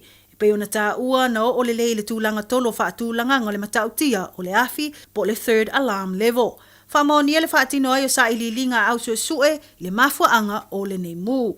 And whailo le whaanua telo le whaia ongo le kalapta alo o ngāri mu Simpkins i le te leo a whianga ua iai neilo lato kalapu ai mese o se whale e ua tumu i mea tō tino mai le telo tausanga o vaenga i whaasino i tala whaasol pito le kalapu au le nei ua liu efu. O ata, o ipu, ma le talita o le tai Mitchell Shield, wa mauti noa, wa whaleanga ina. Wa ta ua ele alifa ia onga mal prestene ia mati hatu, le maua pe o le mawhana whana, ma o le whaanaunaunga i tutu whaatasi le ai e toi whaaleleia le kalapu, ona fo'i o se kalapu na moli mawina le mata ino ana tau mawhainga i tālonga la kapi. Sa man malo fo'i le tele o whailonga mai le Bay of Plenty Rugby Awards. Mai tala muli, walipo tia le tu ina mai o manatua leo o e sa ngā lulue le taimi na whaatautai ale ta alonga o aua Samoa, le toa ma le whetu Samoa ma Kiwis, i le amatanga o le vaiaso. E ui i iai nisi sa tau fia ma pu e whaapangotai le mai ai o ta alonga, ai wa whaalia le fia tele i le au telengo tu langa sai ai au lango i lea po. Whamawina e toa lua tangata na pu e whaapangotai pe na arrest, ma le toa fitu wa tu i iai pepa sa mani mo le whaamisinonga e tali mo lianga o solit ngā tu la fono e fiso ta i mta abutau ave ta vale. I se fia nga sa whaia i Mangry Town Square. E whai tau wafe tangata langolango au ale toa ma whetu Samoa sa o mai whaatasi e whaali lo lātou langolango i sui o au. Mo le mawina i le whaali e lea solo o fua o le tanga vai o le antunuu, ma whaalongo i nai le leo te tele o musika le mai ai o ta alonga. Ana whaafetai e leo le toa tele o au langolango mo le whaatino ai o fianga ma le tatau ai o le whaaloalo ma le saunga le mu. Tātou talafona mo le neitu la o le aso whaafetai whaafonga mai tō whaasefua. Tālo fa Samoa. Waule nei o kasputi alu, a wale suia le ngila ura le kio. A eva mai ina se fudu lima iwa kolu, a mo, Radio Samoa, vevela a. Oh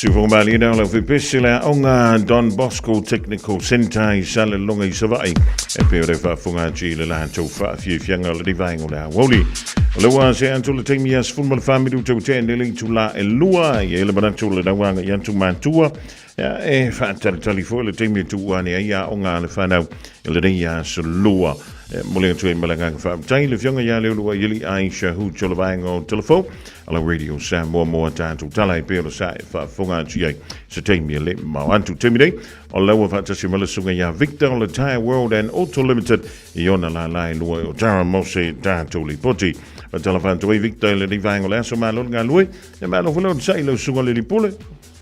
Yeah, Katalo Ranga Falalu, Yarasuma for Marora Mosai Marota Watai. Malo ko sa malosi pa tarong sila sa point sa mo mota malaw ni tula de uli malo la made pa malo sa to le ka fa man madu ma to de no ko ngi o tawa ko mo yo o man to vole da la na leila e no vala awutulo e tali mailo bongi sa no mamanto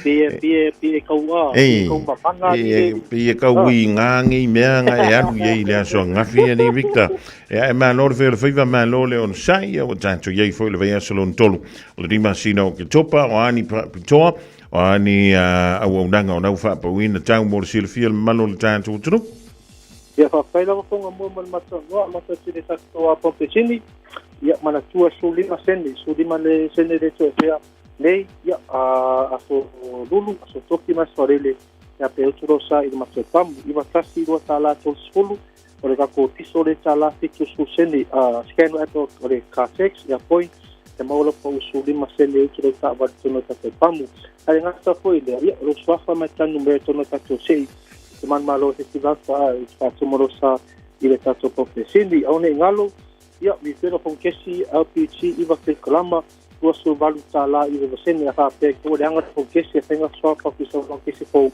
uma so vi fio tonda tato pambu ya ole tato farisilia matu tusi ya tasiri matolu stama ki road fa le aro ta vale ya ma so te fa fu service transmission service ali ke so so anga ta vale pe an fari tonwa umenga liki pong o gigoto o kapuka ofi ya so timu ya mata freta so mata vale ya mata freta so risi na matuta vale maulunga tu ni tori liki maulunga pali list ta so lowi pa pipa matolo snoko mata so pupas mo ta so akuli ya avate ke sia fa tawa ta tolo ya mo su pasede ke sia ya malon tau basani lunga ta to finance sa tong ya no le gosu sala te ni masta de yaso fa piece of players no pi reflect LED lights sai step de mata to scan na fa ke wa option mori mata sport ure fast mo te pale wo ya le ba fa ngaru option mori test ko ko scanner sale to no la ta vari na wa jai masta fo leo le tato ta vari fo tuai ile tato fa ta vari sai mai ro ki dinga SUV ha te ta que se apolo e aí o tato tá vale uma da seu da modify uma fapi a tato pode kit e ole spoiler e ole para bafa tato foca era uma tato da tato for wheel dua two-wheel drive mas for drive lo more stimulate de tato tá vale aí na disciplina tá vale é que apo uma larice uma foi na fapi loco para baixar se manter e aí Oleh pampa ia por pupa umon fapi tato ta vari ta asa peso ta vari tuai ke mau chei so le kare ta vari chei ya va peso ta vari to ta vari ya para me que si mai oi la sendo solo ma sinora transferment para eso cha ida ma ta vari bolo ta oi ya oli numero ma telefoni o iba lo que fa se do le tato para pau a peso para torna pau ta vale sumai de tato fitu suru peso ta so mo ta ko siti na fio ma ta vale lava a pe anche si a te ka fu ale di posa ta usio sende ke o ia no sa ia sumai de tato para me ia ta ia fili se lang lava so se sai so mo de tato para me e na para de gaso duas utala de gaso mo tato siti na fio nunga tato finance con Ava petro mo tinoa ia tenga sumai amaro ta vale ta tau ai lava na ia lo sambo tanto sani e na tulanga ko la so se vin ko wili asa pura ta kuma ta vale ta to para me sui po faru ta vale suri le me lenga ya matou asa pura ta fa masta esa fa po masta mo ta to ya po ta to yu so tasi na tulfitu a se tena ma matou na fa pelo mo I nga o kama ma ta palaya te ta to fa masta I te ta to willi ya ta vale ne da sole event lisa serena ta su tasi le tausanga le to ono sulima sala te mina material so hotene te toche so van la po e mod pensana la e ta to van o de la so temini ile ta to ta vale seria ta to si te afta te le pai mano tia te win sport te na fixa na te ta vale so ta vale ta vale ta vai na le win sport ile ta to company ya ono le numero ma official ole o iva rifitasi to tolu to o iva rifitasi to tolu to val ama ma so social ya kan do foi na yuso Samoa ya tenga lenga I maso sosani o ka te pa o ka kai lava tonga bua mal mato no Ano ki tēlenga luenga o tutoia o le reia so lua le sunga ia Victor wa vera o ia ma funga tamu le molina o le tautumala o nanga a le Taia World and Auto Limited. O le taimi o leo se antu ia se lusa fulu minute o te enele tu la e lua. Radio Samoa. Taslima ivatolu. Amo. Awa ia tu mantua e piki le whana wa onga i le taimi tua ia onga ia awane e misia le wha Taladoanga ia malfa sofo I malafionga ia lilo maiava mai na vai I se taimi o le Aoauli nei ia wala vai ia le longa puia li o lo tupa ia malo to malo I mata upolo tula I mai e to tongo le tatu o tono I Samoa ma lo le galu ma lo le feo le faiva e pe malifua mai o le wao le bea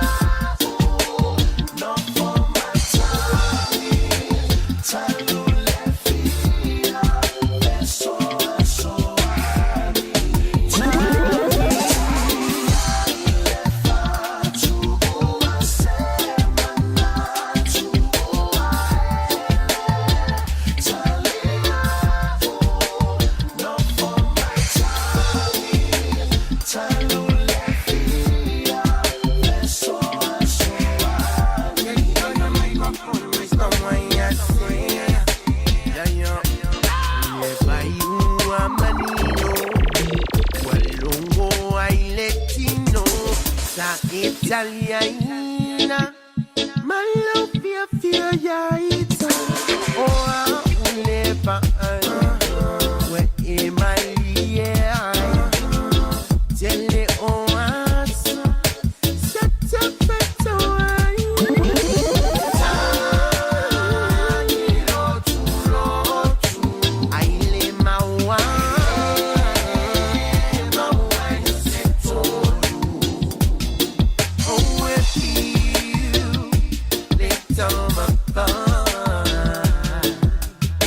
I must sit down.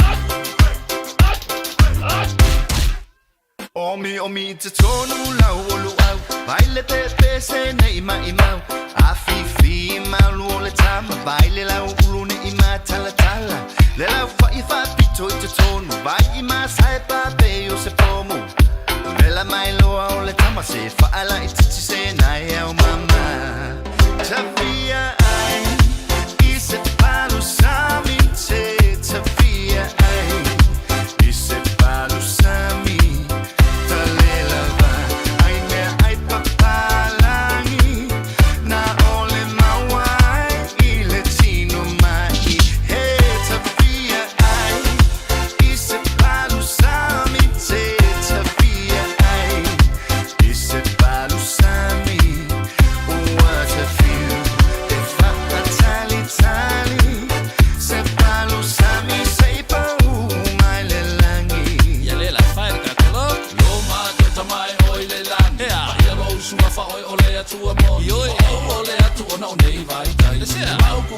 Ese papala ole masa iai osi o kwale masa mi se kila vale no lola cho ole na ona cho fo ya le na e fa fe a ku ile me Luau ulo pe luau pipi E pule lava o ila sikaili Luau mamo e file mu Koko sel si usi unge ike iwa feu Ele ayo se masa lo salo Le palu sa mi lava e inga ile kalo O seki ole mea ato Waka angulu fo I male Samoa Tafia ai I se palu sami te Tafia ai I se palu sami What a feel If I tali Se palu sami Se pa mai le langi Fai ka koloko auto e ole atu ilo utama si o atu nuku bele o Samoa wala ko boka mama I utanga kai la au ale au sai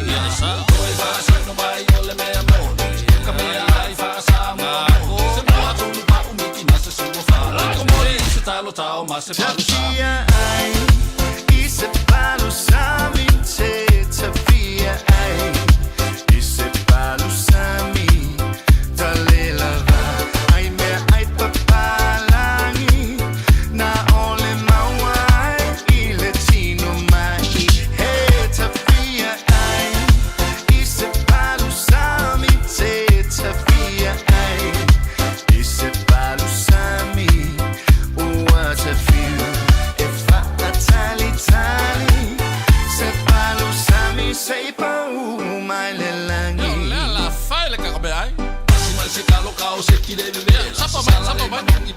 se ole ko voi se io e si ma se vai sa ya ma fa ma tu ma sa lo sa e pa tu sa mi ngai wa o sa lo ai so le lo ma fa o sa mi ma le ma si ai ka ko sa Tafia ai I se palu sami te Tafia ai I se palu sami Tale lava ai me ai papalangi Na ole mawai I le tino mai Hey Tafia ai I se palu sami te Tafia ai I se palu sami What a feel If I tali Se palu sami Se pa mai le langi O se tala fia nei mo I la tolo mana miele vai yesi, vai sa salapa ma le vai tamalingi, mai le Samoa Herbs, ua mawhai ne ona whaata watu le tātou ofisa, a le TR Marketing I le mautou Samoa I mangele, e nao le lusfu tala le tau le vai, ma e ave le wha mua ia I lanta weanga I mai le ofisa, e totongi mapiki a lantou vai, Morisi whaamtalanga whao sota iane, I le olua tasi o lua o lima valum tasi fitu, Morisi whaamtalanga, I le tātou vai yesi, vai sa salapa, ma le vai tamalingi. Beta Drive Doctors, I le taulanga whaatau I mangele, whaapea manrua, o le vainga o so ngase pe amana o mia, e whaatino e fo I matupui pui o le whana witi, o tupui pui la COVID River, mo I lātou e sfuluan tausanga malunga atu, whaapea matupui pui o le flu, Pala au telefoni, lua lima fitu, valu lima, iwa valu. Mo so wanoe whaatino ai nei au nanga. O fisa whama I mangele, I taftafane o McDonald. A manrewa, I taftafane o Falitusi po le Public Library. Beta Drive Doctors, Clinics. 24 hours a day, 7 days a week. Radio Samoa streaming live on www.radiosamoa.co.nz.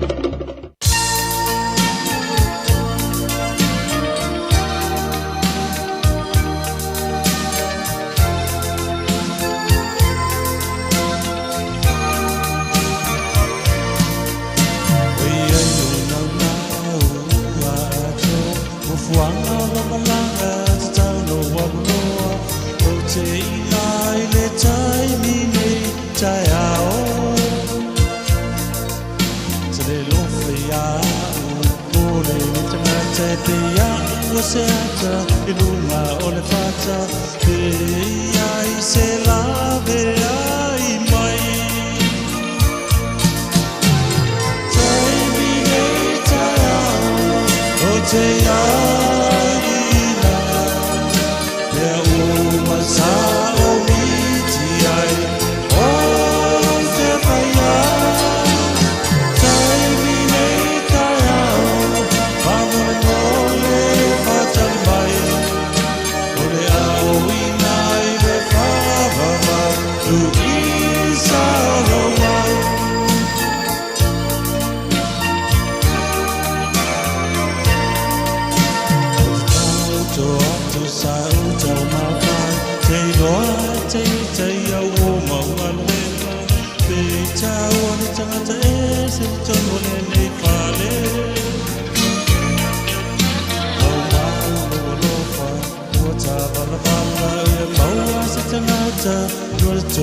Mata ai ta tala au mai se avanoa tai mi nei tai o te aira e uma sa o miti ai o te whaia tai mi nei tai whamore mole patale mai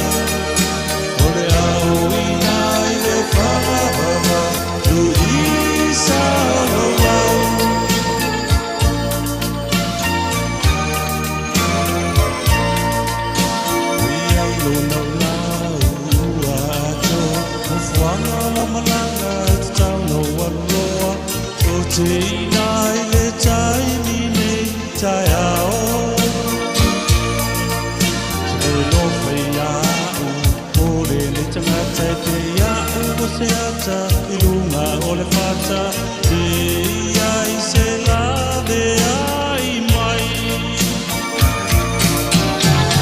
tai mi nei tai o te aina e uma sa o miti ai o te paia tai mi nei tai vamo de mole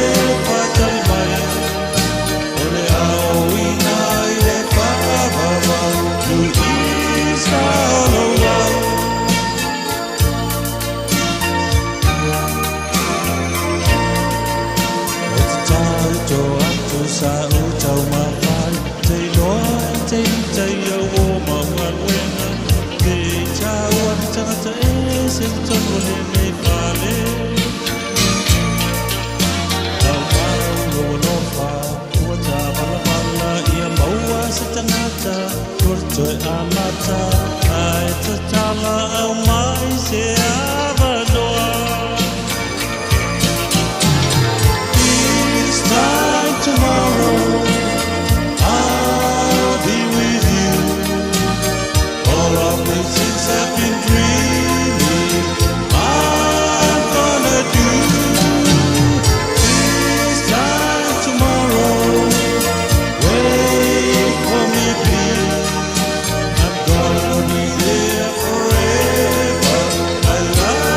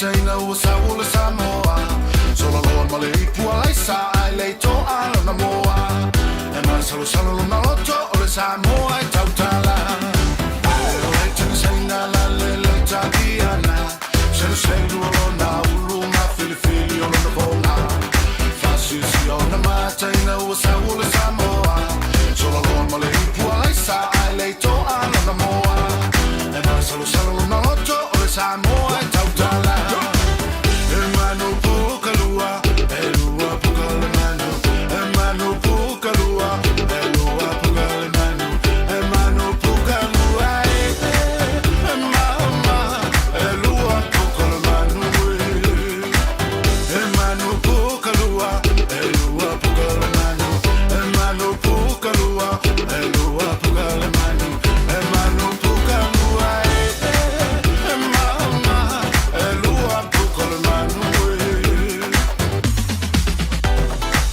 Iva mai ule siva le fai le mu E le va velo na fai na ai na unga iule mu Kene unga malalo fata lengi ma oi pau Siva male ma fau lai fata li mai si a wai tu E le una i se tasi a wai tu ai oi le pu Iva mai ule siva le fai le mu E le va velo na fai na ai na unga iule mu Kene unga malalo fata lengi ma oi pau Siva male ma fau lai fata li mai si a wai tu E le una i se tasi a wai tu ai oi le pu E manu puka lua E lua puka le manu E manu puka lua E lua puka le manu E manu puka lua E mama E lua puka le manu E manu puka lua E lua puka le manu E manu puka lua E lua puka le manu E manu puka lua E mama E lua puka le manu Shulu shululu ola umanui Shulu shululu ola umanui ola siva ola siva Lele yo manui Velo mai lo pacho ola pacho Velo mai lo pacho ola pacho Ola siva ola siva Lele yo manui Lele yo manui Lele yo manui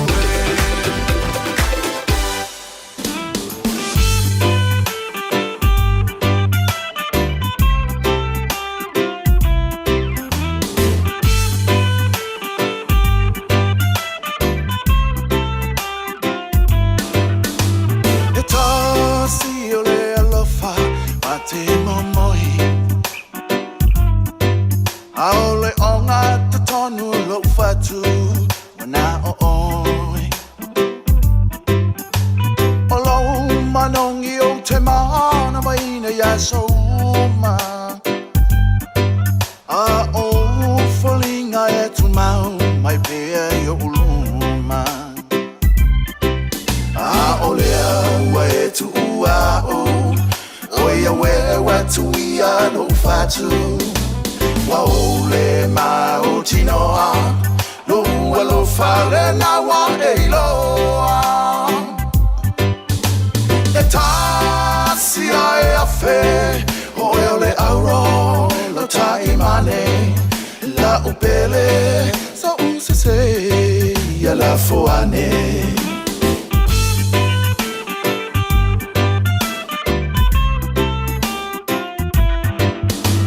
Wae aluma veloma fau Langona e o tino ane a whaavavau Wa sau tualasi o uma faufaunga La upele ane iano o la kolonga A olea ua e tu ua o ia lo fatu wa ole ma o tinoa lo lo fale na wa e loa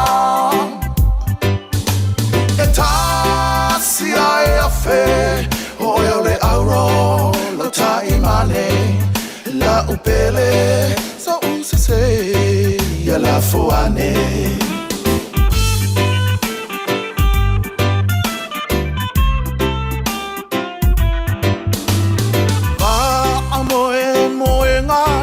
Ataupo La e manonge o le alofa A soilo uola Te u maui o ulima Masapa sapai Se pese mali e usu E fia A olea ue tu ua o Oia wewa tuia no fatu Wa ole ma o tinoa No alo fale na wa e loa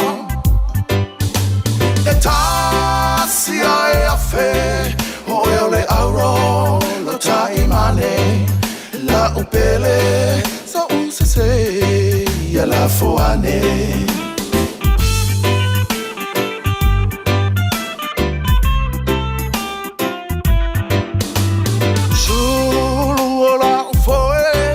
Faina oe Wai umea uma uatini lo na taunonga O ani alofa o totoe ilo uloto Uale toe au ngā upulele atua poto Awa olea wae tu ua o Oia wewa tuia lo fatu Wa ole ma o tinoa Lo alo fale na wa e loa E tasi ai a fe Oia ole auro lo tai mane La upele so se ya la foane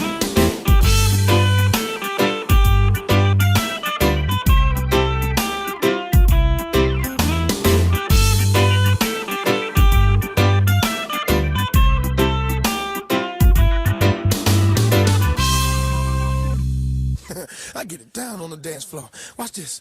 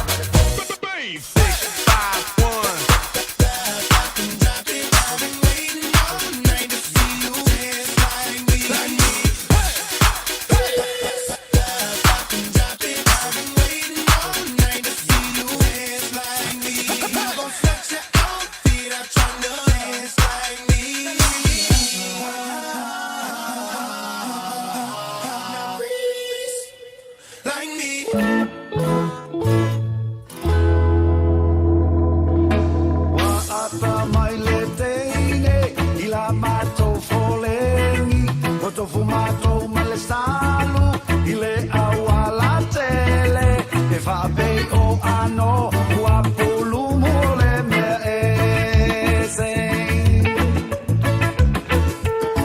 tina so au lele ma so whakasani sani ta musui a te oe ele mau ai sau mati e peitai o mai mea e vai o le sua i le samani ele ngalo si o uloto lota i e tau le so a tele a i le savali i was a vilingi ai le matani i le toe se fia fia pea e te i ta ua ua a ta vea e ta tele fia mana tua le kalo ne na muleanga tu mua tau ma sua e ta fei foi le fata fata le kalo ne tau fase e fa pio se manongi o se mea e se talo fai a mila o toi lili mai foi na vengi usila le sitima e fa pela va ua oti mila mai fa fia ula na e fa ti pai le tanga tu suka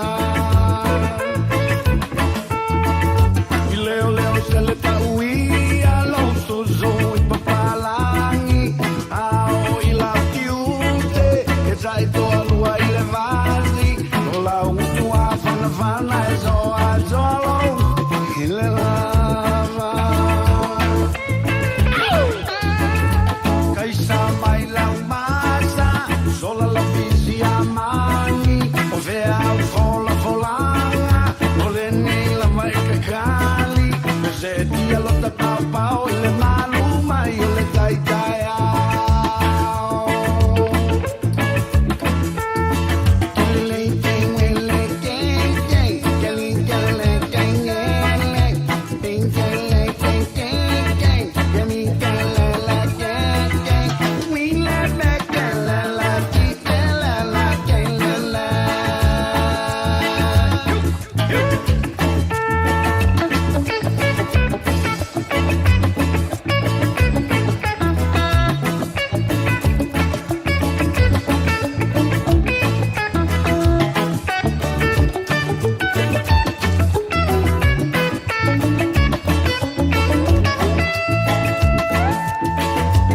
ata mai le teine i la mato foleni o to fumato malesano i le awa la tele i fa pe o ano o apolo mole mea eze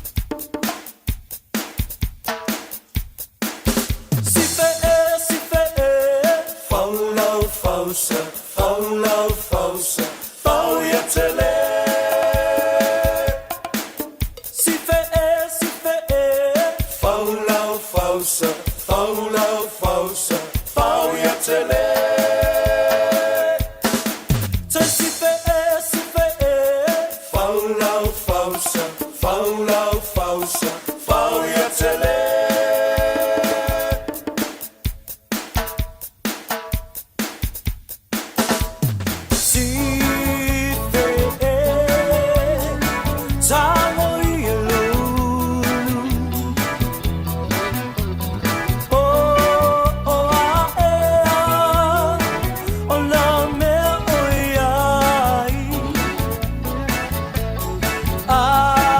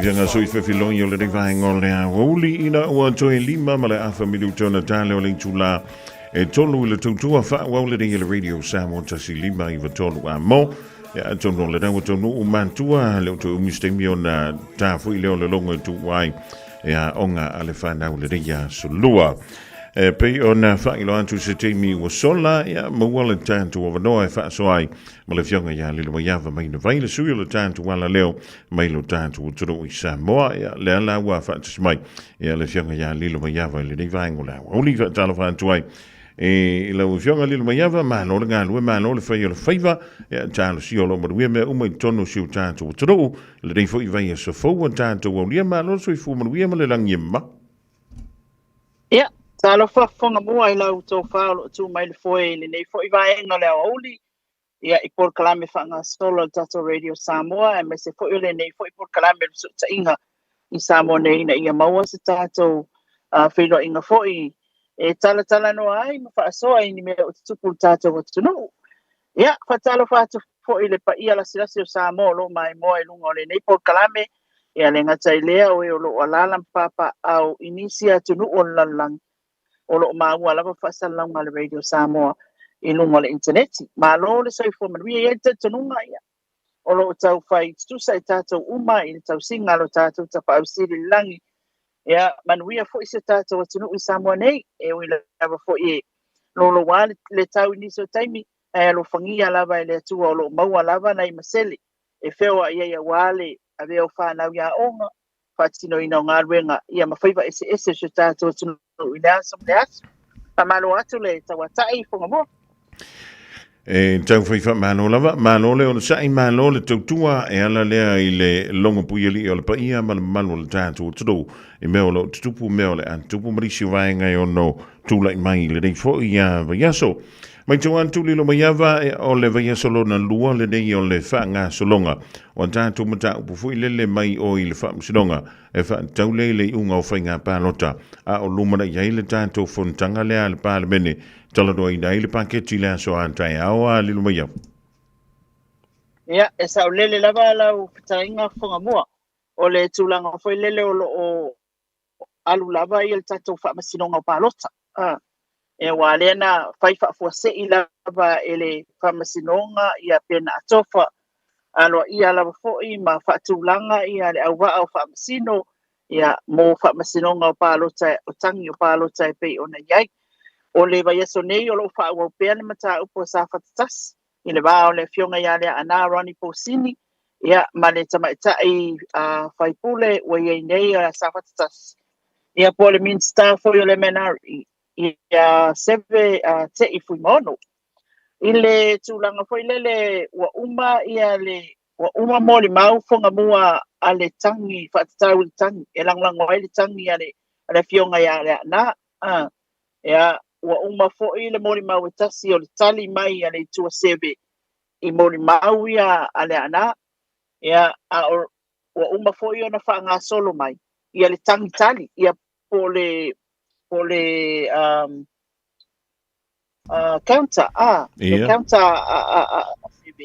wa uma foi la na moni mau se fulu iba ia na whaanga solo le vai solo valea o le tūlanga la ia lu vai solo nei na mata le aso fuana na fi ia o moni mau se fulu fitu le fionga ia le ana Italia to le counter petition there for the sevi then fatula i mai se fulu fitu moni mau ona nei na to ele se fulu moni mau ia o le tūlanga foi lele a nga i mai i le tele moni mau le fionga ia le ana whaamala maramaina o le tala noanga po le whonutanga le ana na talo ale nuu ma le fionga le li whaipule au tūla i mai le ana matofi o le lato i tūmalo le ana o atuai ia mawhaapea na avatu le lima afe ia e sa whaatino mai le nuu le ava ia o le ava usu ia o le ava le whilo inga ile iai taimina i lato whonu a le ava oso na au mai ia o te rotunga se fo ie au mai ia ma le whaipule ia o le laulau tasi e pe ona tā ua ma le tau mawhitanga ia ona launga le o le ana ia ma tuu fo ie le tupe leo lo tā ua o tūlanga tā ua o le mori mau na ufa longolongo, o le mori mau al whailau tusi o le nu. Ia. Lau pepese lau pepese maiava, o le aso anafi, na ufa longolongo ai, ia o le tūlanga fo ilele na ia tā ua ai, ia le wha tūlanga ngā lea, wa le sa fasilingia le wha masinonga. Le wha tūlanga ngā lea o le mata mai o le fono. Ia mai na launga ai mai se lava le tuta ua Fofogamua o lo tuli mata ia pea o le ale taimina aweli mafe lea o le ale taimina au mai ele anale li mafe ina ia ilo tonu ai po le ale winga li mafe po li mafe o le fatosina o le li mafe o se tuma se anga fa Samoa e masani e tato o le tali faalo e peila tulanga na le sa tuloa ia o le isi tulanga na ia o le afe lima se laule na tā ua e moli maua a sevi. E wha pēa na tufa i fono whawai. E le komiti o le fono whawai. I sa napu. Ia o tā ua fo i le moli maule a le whailau tusi a linu. O le afe lima se laule a ia. O le pāsese na au mai. Ia mo tā avale sa whapena o na ngā ia tua i sa napu le fontanga le sa whai ai. E tā ua la le fontanga le. O le whaalau ilo. Ia. Whalaulo ina le ana matau le HRPP ala le whaipule le fionga ia le ana. Ia o le ala e maua, ia e whasiringia la, e fia la tangata na o atu o i sana mai. E silia le whitsa fu tangata, le na fo i mai male, a whelima se lau lea. O na whaasoa la ia le i lo lato a fio anga i lo tupanga. O le whaatulanganga o lo ta uai, le tulanga whaile le ese mai i whaatulanga ngā mori maua sewe. Wa mori maua sewe na whai mai na mua a watu le tupe. Ina ua umao na whai tau mawhtanga a watu le tupe ai muli au maila tau palpala malo ma whalolonga ia pe o le larautas. Ia ai le wanga i mele whai lautusi o le nuu. Ia o mea nei sa ta ua whai lautusi. O ila tau na whaseina i whai lautusi ia mori maua nisi o mori maua a sevi. Ma whapea mai ai. Ele o sao ala tō mori mau. Ona o tangata ia na mori mau. Ele i au wai li sau whainga le tonu le whali. O i la tau ia sa no whanoko mai. Whato a lolofi mai a. Ina ua a fio le whaipule. A ole a tufa le lima awheda. Ai e se i la tau ia na sau whaipo le what? Ai ese le sau whainga le a le nuu. Le sau whainga le ta ua e whapea e au fi ai ia matai ma le tala aluma ia ma le tala atua ma tala e lua o le whali o la tau ia whai o le saunoanga whale nā whai lau tusi le na tū mai e whapea o ia lea e na whea ngai ma le whainga upu ia le aso lea Mari wa o ia na whaia upu na whaia ia le tala o ina ua taunu ua tū ia le o le whaatulanganga la whai lau tusi whai mai na mua nā tau au fia lo le whono mua a whai talu ia ona whai launga whaafitai fo ia yo launga ko inga fo ina e Fofogamua ia whafikaile a kua kako rian ngai kai au fo le launga la tau ia la tau nu whai lole le ava maasani e pen ta ua le whai lau tusi mai na sooro le ma le ava uma lo le ava whai malu tai au ia o le malu tai au la le au whaia sa whai ele tonu o ia le whai lau tusi le lau pese mai ava o ia o le a whaia ia le upu pe a fio atu le whaipule o ia ele ia fio atu nao le whaipule le tai au le ia ia fio atu le whaipule na misi le whaipule le ava maasani le ava maasani ai na fio atu wa uma ma le malu tai au ia fa mai uma lo la ia le malu tai au fio atu lo ia le ana ia fatulima mai le ana ma tula fale la le ia le sa ia fa pena ona fetalai tu sai ma le o atu le fionga le faipule le na la watu ia ona momoli lola ia le nu ole avaosu wa fa le wo ako uma le ava masan mari momoli lola le nu ole avaosu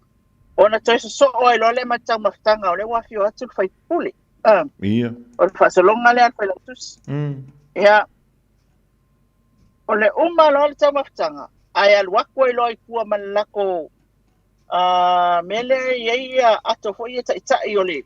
La wi amale moa ya I supo me fa pena lau tasi.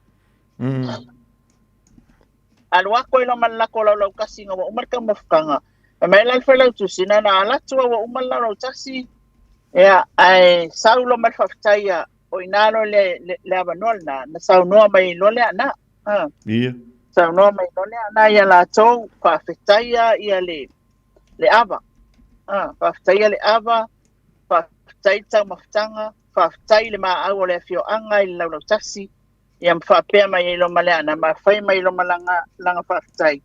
E tu sai ole taimi wa mafaiona tula ia be ma tofio la tu malo ona o tulanga wa ye ole mafaiona maua se ava noa e fai ni la unga fa ma vai fai pule ona le o fa ta ape fa fo se ile le parlementi ele fai mai se la unga I lunga le fono le parlementi per masanyai mani ia ona umalo le fa taina fa pe mai lo ia le ana mon maula le pelotus ia ole ni ma felia e tu sai ole alo mawalunga ale fio anga ile aso.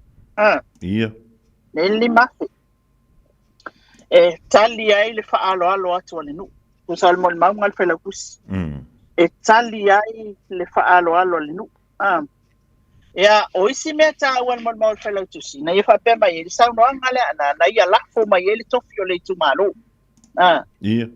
Ma fa pe mai ia le tofio le tu malo. O ai lava te manatu e filifili. Ia ole na. Fai ato te manatu. Wa o ke ko leko ya. Ia le se me ele o ia se tu langa e fa pole nai. Ai ole tofile ole tu malo. O ai lava ta sienta tu malo ole na. E o atu le ana ma fai atu tala le matu atu le tofi. Ele ai masaisi fai pule. Ele ai masaisi sui tau va. O anga i atu. Malau manu ia le taimilea. E tamo mo e fatasi male ana ele masaisi ele ilo al taimile alu seve te ele ilo al taimile alu fe pule ole mo maula le failautus inu mal famasonga le o atula ia le failautus o ia le ana ele ia masaisi o seve ma fe pule ia ona faile o la to upu wa tali foi tau foi le nu ia mafape mai ia e paloka mo le ana ia fa pena ona palota fa tuma winda le palota mo le ana wale wa va kasi aka le wala ko le se sui ko le fa ko se ko ka bo pe ana va le lua le si foi le si e fono ai mo moli atu ai lua ia le tupe fo ia a fe pule ai ma fa ai loa tu le pule ai o ia fo ia tamo ia o le tala lan fe la tu si sa tala sanga tu ia fe pule ai pe ma wa ia ni matai se lua na lua tanga e komiti mo ia ia o le nana fa ia lo le tonu la tonu ia o le tala lan fe la tu si fa mai o la tonu e komiti umba tanga umba ia ole tulanga foi le sa fasilingi al famasinonga pola le wingo ia e komiti umata ta umba il tulanga foi le lo fa pe mai foi la kusia o ai ai la kulonga ai ngo fel palo kai fa ilo mai komiti fa ilo mai e fian mako ai ngai palo kai ai e fia ia o tulanga na le na pe na ta ia ai na fasilingi ia pe na umana o atu pule isa o tula sebete I tonu ia fa pe mai fela kusile ai ele io o tua sebete I le mato nu ia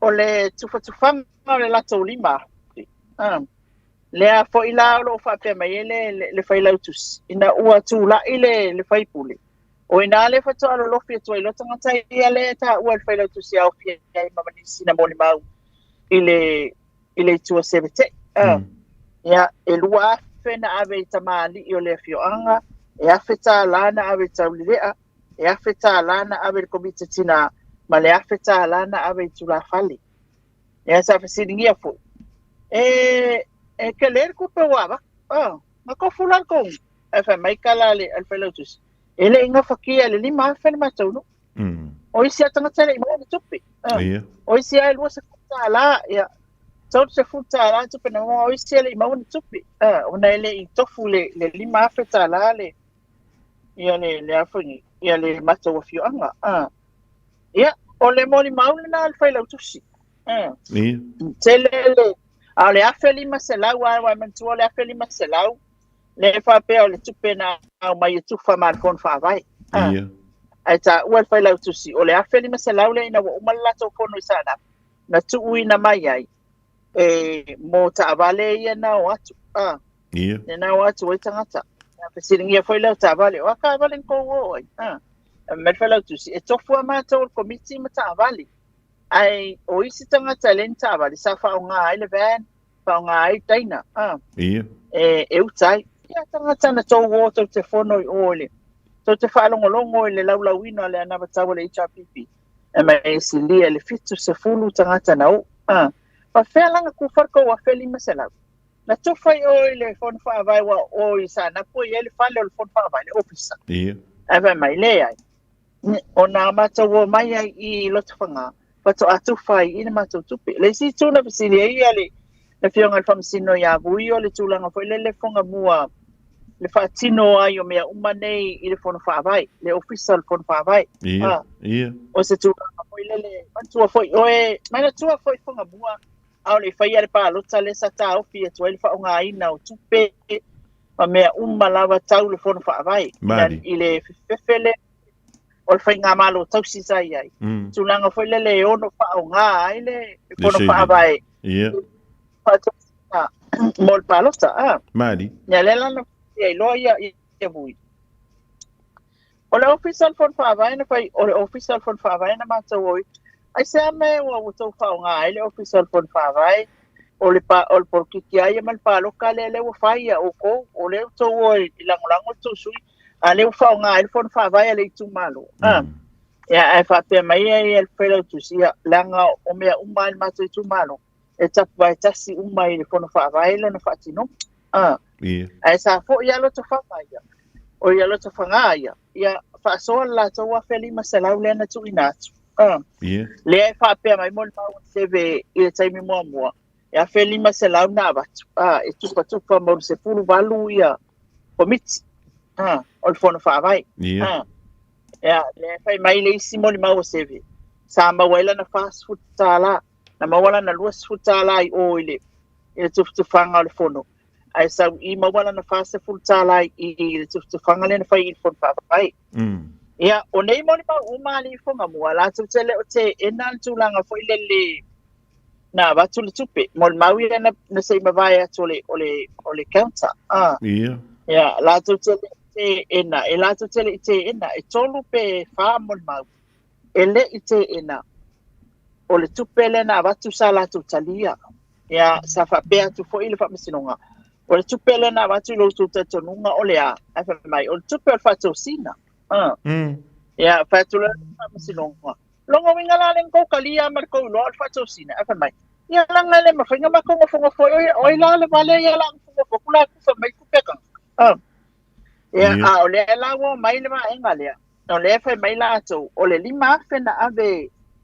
Eliana ele o se lima fe se fa to sin o le lima fe e fa fe tai ai le fa alo nu o le avaoso o le tau maftanga o le laulau tasin palpala malo le na tu ina tu mole fai pule Mari ina wala to fi wai o le taloina le fono le fai lo al fai la tusi o le fai pule na so tai atu ya te ia Pia maua se ava noa e whilo I ele nuu. Ona o le tūlanga foi lele. Ua umal pa palimene whaafua se.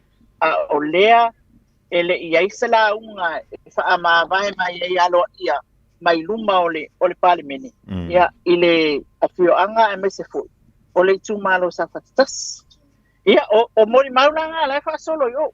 O isi mori mau Fofogamua e whemomoa ia la tau mau. Ai mai se ala ile fa anga lea o le porkalame o le fono le na fai O le e vai e tau tuli mata ia le tuli tulanga foi lele. O le lima afe le na ave, o le whaatosina, pe o le whaaloalo. Au pea foi le mea o lo taatia tonu ai. Le taimi e alua le whaaloalo, ma le taimi e alua le whaatosina. O le efe me le lautusia. Le ai, o le makongu. O le kuma le anga le ale matonu. Ele mua au mai se mea i malo. Ele mua au mai se mea malo. E mua whaaloalo mākou i kaka i o mai. Ia a fai se mea pele ai. Ia ona fato atali le ale matonu. Ia pe o le whamamanga na le lautusia. A le fai mai isi o mon maua sevi. O le tūlanga tonu ana iai na mua a mai le lima fetala. Patoa watu e lau tasi al nuu. Ia mapalapala malo ia na ave. Ia na fatoa sau noa muni mai ai loa leo le ana. Ia o moli mauna lai wha awau. Ai Fofogamua ese mai le mata upule na. Ia. Ola me fau lilo mai ava. Toi fia la moli mau ia toi au a fea fa umai le tātou keisle. E ta taua na umatai aure keisi lea. Wai, toe fitu lai alu taimi nei. E ta taua na umatai aure keisi lea. Ona la, o le mata upu a toe lupe ma i le whalea lilitas. Ia. Mata upu le na e whaile se tofi. O lea na tolo, na toe fitu ia i le aso. Wasa tu e a mata. Mantua fo i eva i aso ama mata upu e tolo. Ia. Ai, mele nei. Nga lewa toso mai la le mata upula sa fatatas. Ai mantua la o le e afifio ai fa masino o i le mata upula sa fata. Ia o le afionga ia le ata o le sa jarokla. O ia na e sa fa i pe afio fo i le fa masino nga le a fa le alitas. Le la wala yo na tu mala stofi so e taula na uma o nei po tai ao ia mon mau ia fitu. Ia ona sauni e lola ia lea mo le whamasinonga le na a le tumalo leo whale a le tas. Ai wana nafi. O le na ave i tua le tangi a le sa ave ma whonga whitalai o le maota. Le sunga pali i ta e maspau. Ia e whaasanga ia namlau ulu sami leota. I le whamasinonga mawanunga. O tangi la mafo i o le palota Fofogamua. O mātou te anga ia tua nafi. Ia. Wa lewa na lewa mātou wa ia loa ia le wanga ia tu ia namlau ulu ia whapea fo ele sunga pali.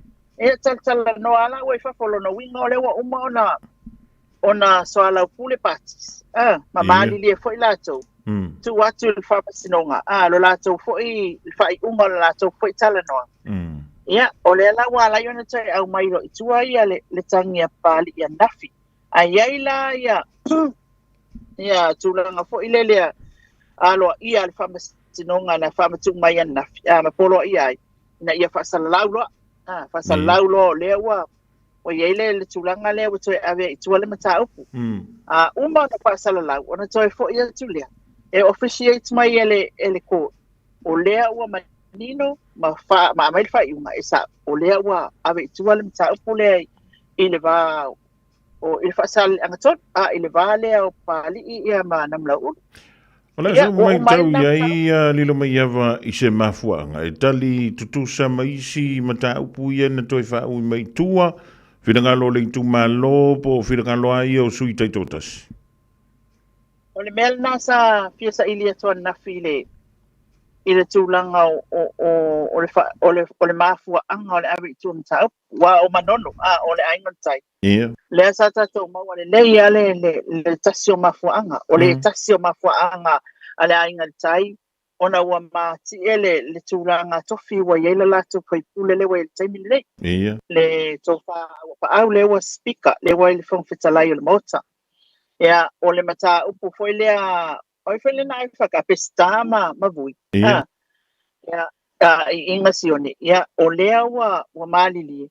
Ia tausi le file mu mo le file mu tangata uma male tu malo fo i tua le tangi le fionga pesta. Ia ai awau le tofio o vui. O le mata upu la lea. Sa ili mali mai le tūlanga foi le wanga wa ko kumfa la mai o ka ki ko le motion le wa watu ia o le la mana tu ele fa masino nga toi fo ia tung tau plus to e officiate mai ele withdrawal se ave mo fa sala lau ma fai tulanga ia o ia inga lava i lalo le o tula fono ile tulanga ia i tangi pa luta pe fai to ave tua se fa se tangi se sui fai puli se sui ia o tulanga lana le na ia ai e sawa oi e tawan tato manino ile tulanga wa tele ya na o wa ai ya stafata le tele o taimi na fa penai ona tula ile fio anga male tumalo e tama fai ia au mai tuale mata u ia ma fa au le tofio le wa o fili e taimi nei ia beta ia o fa ngai na lava ole ia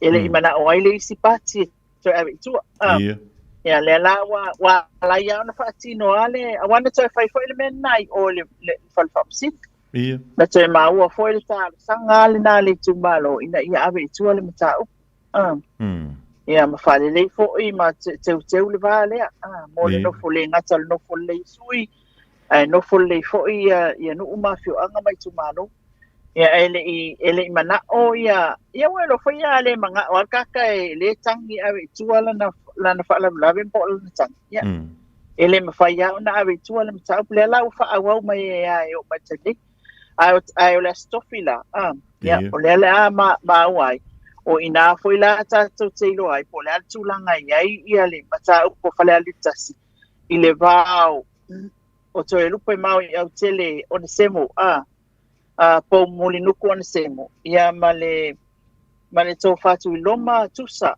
la selota la meko o ila uana le o anga i mai ile tulanga le tangi le tu loma ia fa sanga ile le sui pandemia o ye nei ia le fionga to rupi se tatu lo foi la stofi o le tulanga ye le mata upu ia ai mai se foi o isi mata upu ia toi po amata upu ia toi mai ia mantulanga te fa awa wal fams no Malova tanga le mayava ia marino le banto vai le banto wanto foi le fa ka solongo ia vaenga ia o mata upu sa to la wina le ma moli mawina foi le fams donga e marisi tulanga sa moli mawina le inisio mata upu ese me mata upu le palota sa e mata wina le fa le fams no na fi pele o le tulanga la ia fa masino man ko le on cases o palo o man fa tulanga ia e man tuala ia o tolo ai tele o sim ta po ale fa masino tele ai sim ta po ale o to wale fa awa wina ona ole ai sa fa awa wina le criminal mention anafi o tele awaila le criminal mention ai na fa awa wan nafi na fa ia nafi le criminal mention ia ole e tola lau pe fa tulanga ai foi mata upu ai ma wastala ila stofi o la tulanga na ai ai o le tulanga la vai ai wa pe e ni miki mai le kero ka ko ke masani foi ona le on le foi le fa masinonga palo sa ai o le tulanga la foi le e mali ai a fonga mo ile ma tova ai a fa yo ngi ya we strong ia ngau ko alfa kulanga ngaleng fa kulanga i alfa masino ngawa fo yo lewa ia wa malolo elo na so ia wa nga mai ai ko ia malolo elo was say expectation e run le case le ai le mi tai mi ma ia wale mfaila ona lewa mana oi ia mai tu olo na tu langa le na ai pai ole mela ona kai mi ngai lai alwa o ka ko fa masino nga fa tu malo ia e lai alwa ia case sia ngai case foi ngale e wala vaya ma ko i longa me ani Fofogamua mai me la iki ati na ele e kai lua popo kai ko popo la la wenga e ma wa ko se kala las coffee por atulanga o ye ta to pa misino ngal mela i temine lele ya o ani si va nga ya on si le fiel tanto tro ya wa le pe tau bai tau atu foi le lu tele lo pe wa vi foi lunga se fa se silanga alo ia le lu yava ya le fa pe to tau wa fia ta ya o le tanto pa le beni sa mo pe lele mau mai se tala ni te utava va ve atu te wa se swinga ya ai o tulanga na ma ngai ke lo so matala na te ma wa mai le so wa ngalo ye ke le so ko ka wa fi palmen ai tar sia o ta ya ma na yo te ta krifia wa foi mana tua o Fofogamua o le na ia le mata o pulva ya solanta nei I overtime o I tongi o le au final venga al fan ba ni Rau si o le ngā au final sesi. venga pe o le au ngā sese le mkuka o le ana ia le mata o pulina le ufa manino mai le malo mfa pe mai ia o se mata o po taulo to ifali ia o le ta o le fa mal mangal na mea ia ile kusia e la ko la to I tu la ma tu ina ia sa o le foi ma o se tasio o ali fo ma ia lo fa manino mai lo na ia finanga o le va on la longo ia le pulenga le tulanga le ai taimi ona I tangata ia whaingal benga ina ia no fouta ia ma tu le tupe mua mua ia o se furu kasi vai aso ele ta ua le insto ia le o le tulanga le fa ma oti mai ia le ma lo ma manino atu ia o lo ave ala toli tupe ai pe o le mata upu toni o ele I whaia mai le tūlanga na ia wai le whapea wakula kupi whamai. Sa wakula o sifuru a whelea, le ai. E kilo leipe o le e fia I kūlana e whinga ruenga mai ai. Lea taima, whaitau mai ele I tongi. Ia ona whato a fua le ia I o le tongi a watu ele. I le paketi. O le ai o nalka ko emergency budget. Ia ko tato whailea tala tupe o fala blawi fa fose le olo ia taimine il tato tunu pa ole me ta ua nei te wanumi tato ai au ne tato fsinia o a me ia prioritize every week ile paketi e mo ia la fema ia le la famo mo ia tongi ma e ma ngai ia ole me ole fa manino le mai ia o mea umai ia le na fa alu ia tai peila le mea le na fa ilua mai le por kalame o le fontanga mtustala le fionga le suipale mia le na fa ilua mai ia le se fulu mangase ngase wa approve le kapeneta mo le ave fa lata se fulu valu pe iba lata se fulu ngase lewa wa uma na fa tulanga tasila nga mea le ngolo nga fa mai le paketi le nei e fai ele fa mua o mai mangase fi au na tu fafo intia ma uto ina inusila ya tasi fa lan na tu langa e mana ya langa le ai va o ai skanga kai la kope mai ele yo ta ule tala foi le mai tu ola fa ua lilo mai ta su tasi va yeso ya ole lua usa lua ma singa male kolukuaka long knowing ko e kasi ale vai so tolu ba si no le overtime ai le mo ia ka ilo ye pole sa o ia fika fa ma fa fo to fo ile le ia pe ye manisi matanga luenga o behind fo ile le wa ka o le menga ma ko behind na menga wi ka ko e matanga luenga la tu ua overtime ele tongia e mtanga renga la tu wala to overtime ele tongia ai o mele le tilo tu ia ya e fai foi le fu al malo ia sa ul vai sol paketi le tongi mo atu le si vaenga ya fa kali le vaenga le ya sa ul si o kongia kwai le vaenga le si vaenga e ko sa ul ko fa fo i no mai o tulanga mo fa penale ai mai sela le process o le process ma kwa umia le process le lo fai mai tato malo ile tua ye ona ma e tangata au tato kwa le lava ka ko sa yo ai fu ya lava sa ali po as fu kasi ba yaso sale what we ka sa o pe fai le na mo ya e langona na mi le ala yo na mafua ya ai o tato malo ya pe foi le o la ela to sila fia ai o le tulanga le o fanga solo ele fai ngo me tato emergency budget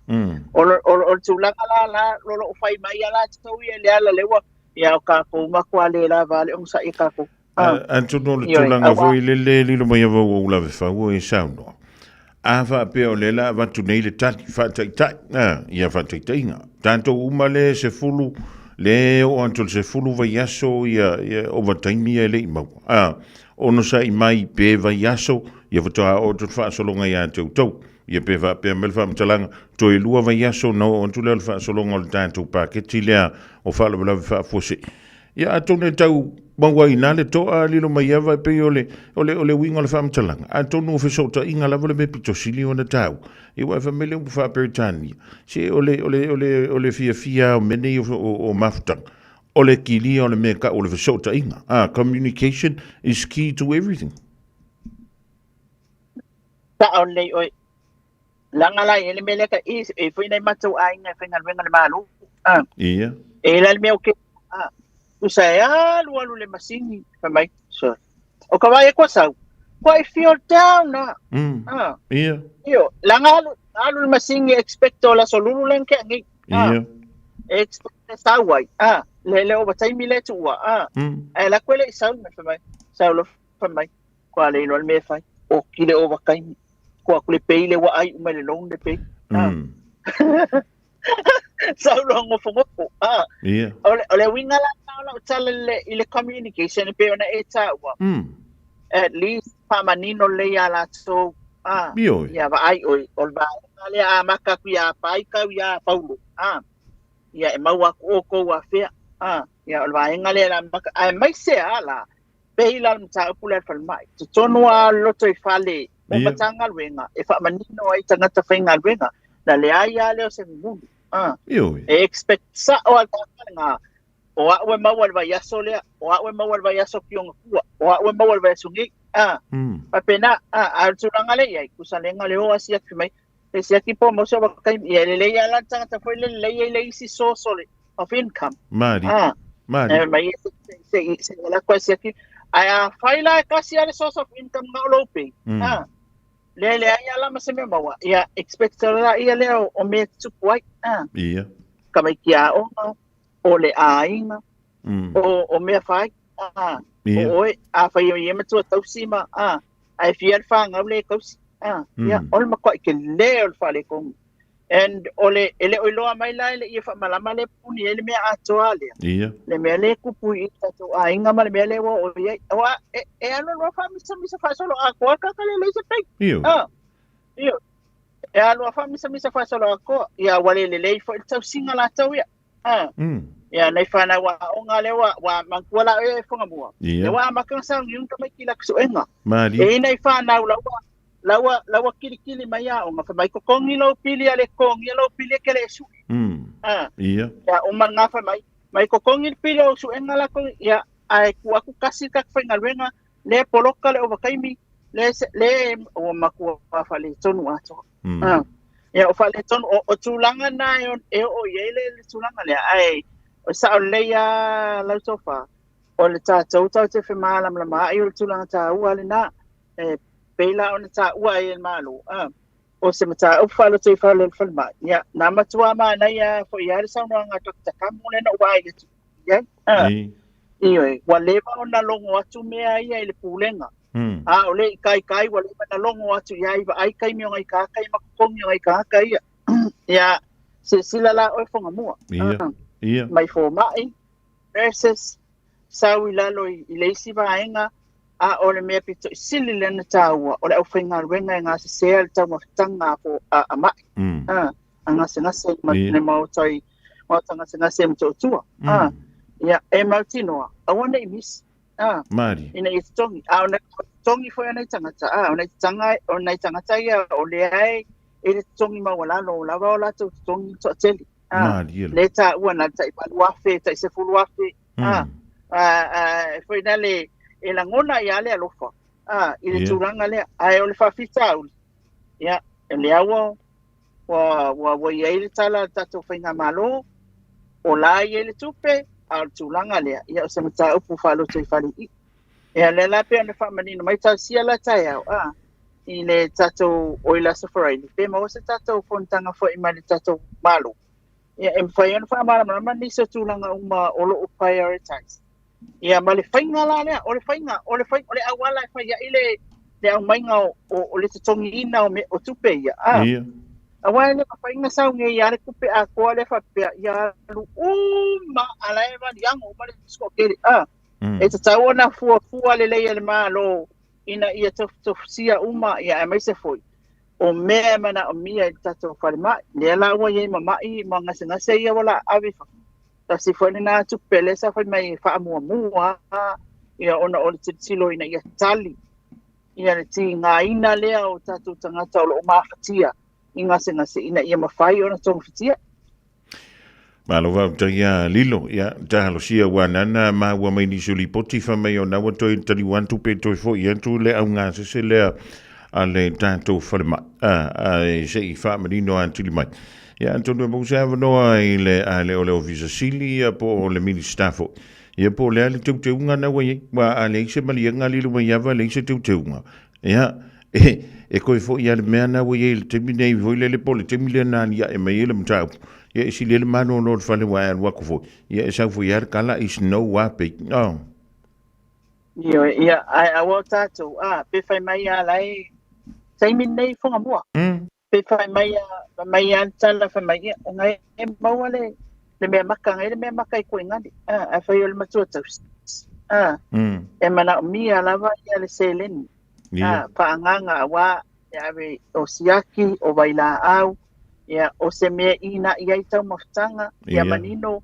e maua tau mawhtanga o tai au le auli ma le afiafi Mari. Awa e isi tatu ai nga Samoa, nga paka o sakar kai au, ma le supo fa mai ka komea ai anga ia o mena fai tangata fo ia ma la so ako. O mena fai tangata mararusi, ana I matua taus. Mata maiti. Mia o aso foi nei Fofogamua. Wa I tatu le lifestyle foi me le fai mai tila epa. Tera fai tala tila epa le fai mai alanka ko puka o lifestyle le ka keola.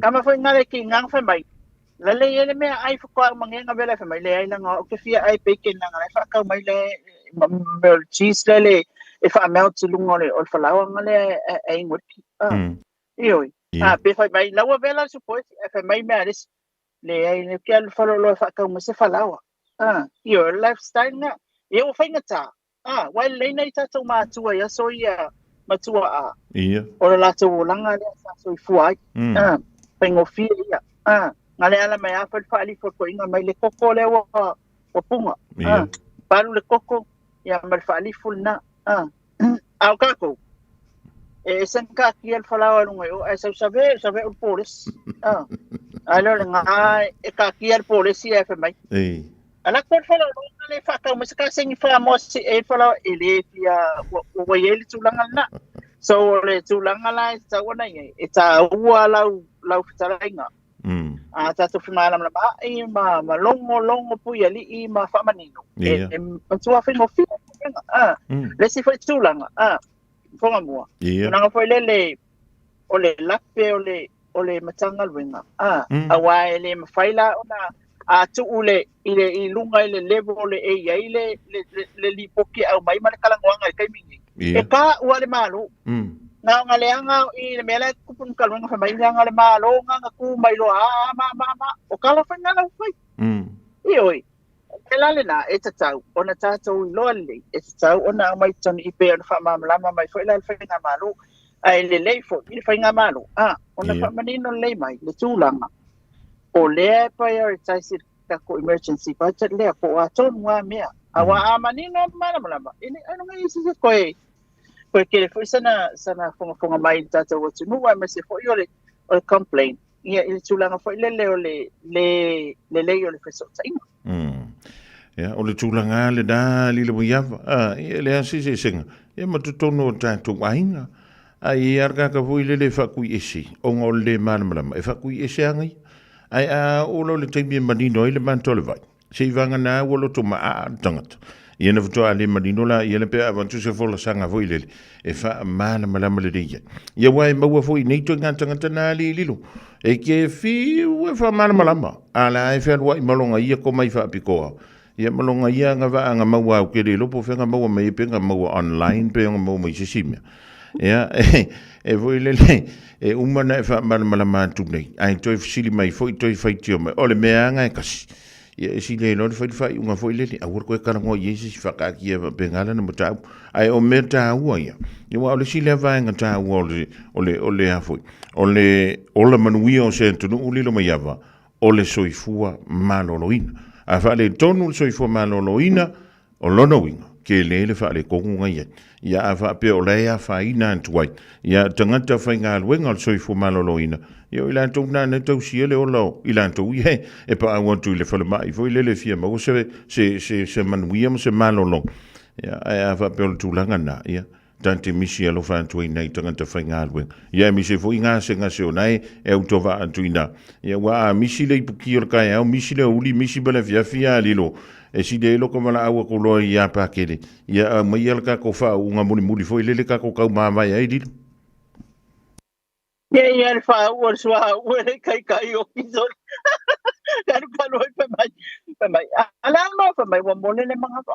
Wa mole mangava. O mole wa e matangata le na me pa mai. Wa alu o le mole mangava. Ia ai e taito no le se me fa pena e tupu. Le tulanga foi le e tato te ngalu lue fatas. Ia le foi wa we le malo ia. Ia me se la foi la fionga le stalo fionga i mtanga venga. Ia te lo le wa ia i te minei. Ina ia mwhena fo ia alfa afita au ni paua le tulanga ia tato tapua ia whaiwa le tato maroli Fofogamua. Mali. O le ale ia i le tato pe o tai au tato fono le panemene ia. O se tulanga mana ia matango fie. Mai sei fo. Ia manino i fo ia le mata le vai le whafunga mai moa le tato o tunu.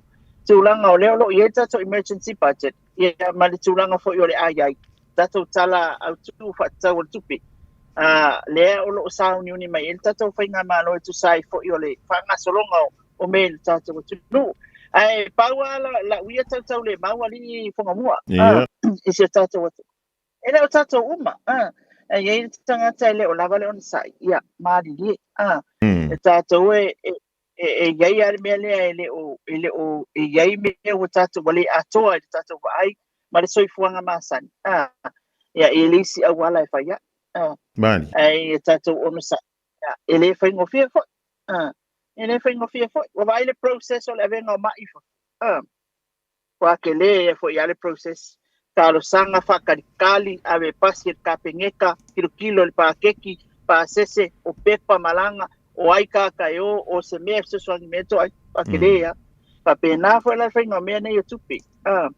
Ya abaku kai le mo au mai il ka pengeka abaku fea avakur pepa ifea ia pasi e ilo avakur le makanga renga saingin minska o feme ave yai e fato tau no wa i tau no ai ole o tatoa e mawai to fi mali o se tato tunu e tato tulanga foi lele mawai e aule on sai mawai oil on sai ia ona faingo fiele nga renga e ono nga lue pe fo na fa pena ona fa tala ula mai tato fainga malolo ye dei o te iloa ali Fofogamua. Ia. Ia.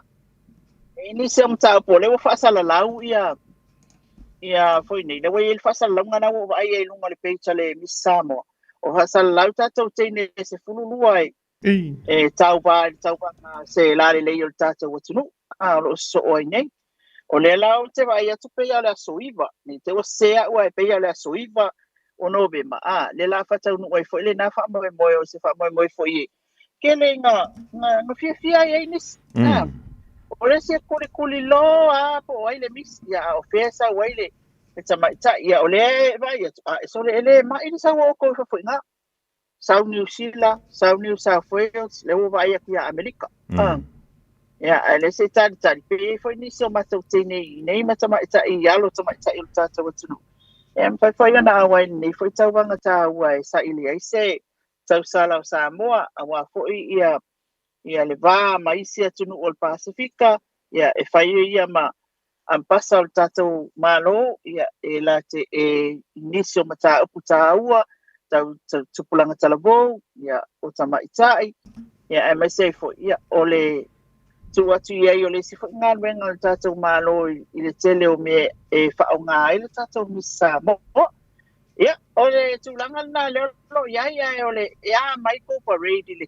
e ka longa to ole sa tilo ia Mano va tai lilo ia pe ole tulanga na le sa muli mawina e to te le ala usta ia e fe lo fo ia ila to fu to fol tu la fo ele la ini si ole na ta fi le e fo inisi la wa ave ku samangia o mai kukula i lo mo fam sidong ato no sta i mo kanga kai le uska i kula fo o le ta longa la vai o le malai oka se te vai tu lilo ana mafina io e te tala tu le no i tanga o mai e se le mantango fi i voi ana i melai ti voi o ngai ka nga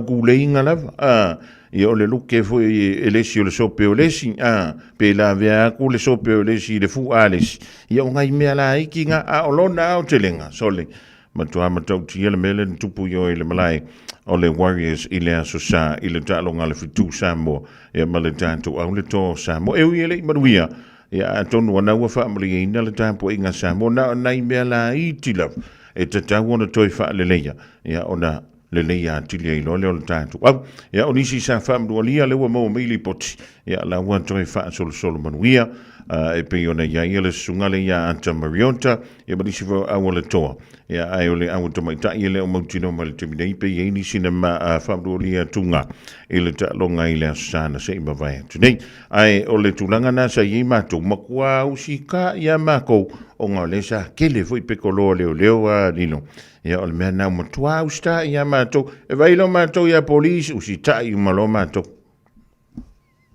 Pena foi la matou. Awa foi lena fa sala lau mai e le fionga ia le atau a Samuel o Afumasang. Le acting commissioner la wai ni el tato mtanga venga o leo. Ia e tulanga i le parade. Ia mana ia. Mana ia pe o pile buka ma. Ai o me foi ngali. Ia ai tarsia. E foi na mai ma ko ma o sia ma. Ia o lunga le fia. O lunga le fia. Wa le fia. Ya, e langa i sia pawa e alo fangia le atua. I puinga o whanau fo i wa e kele a ungai whanga. Ona mo whanga we e ale si whanga malo vale. La kungeia aku ia i lunga le piki apu le la ia pa ua ne lo. Ya e pe yo le tua. E foi na vesi ia o anga o fianga. E ala ona vesi. O fianga la volta pa yo le si ia awanga i whaia inga i lalo langa fua. Ia ku mawalunga langa fua. A le atoanga o talonga i peona e ta ua Fofogamua. Whamalia ina fwele tapu. Tato o tunu. Ta mawhainga along whanau. E maise o le afu li lingi o along whanau. I le ai atu e le whaingo fia le talonga. Ia o le maroa, ia o le maroa to. Kele aka ko miss.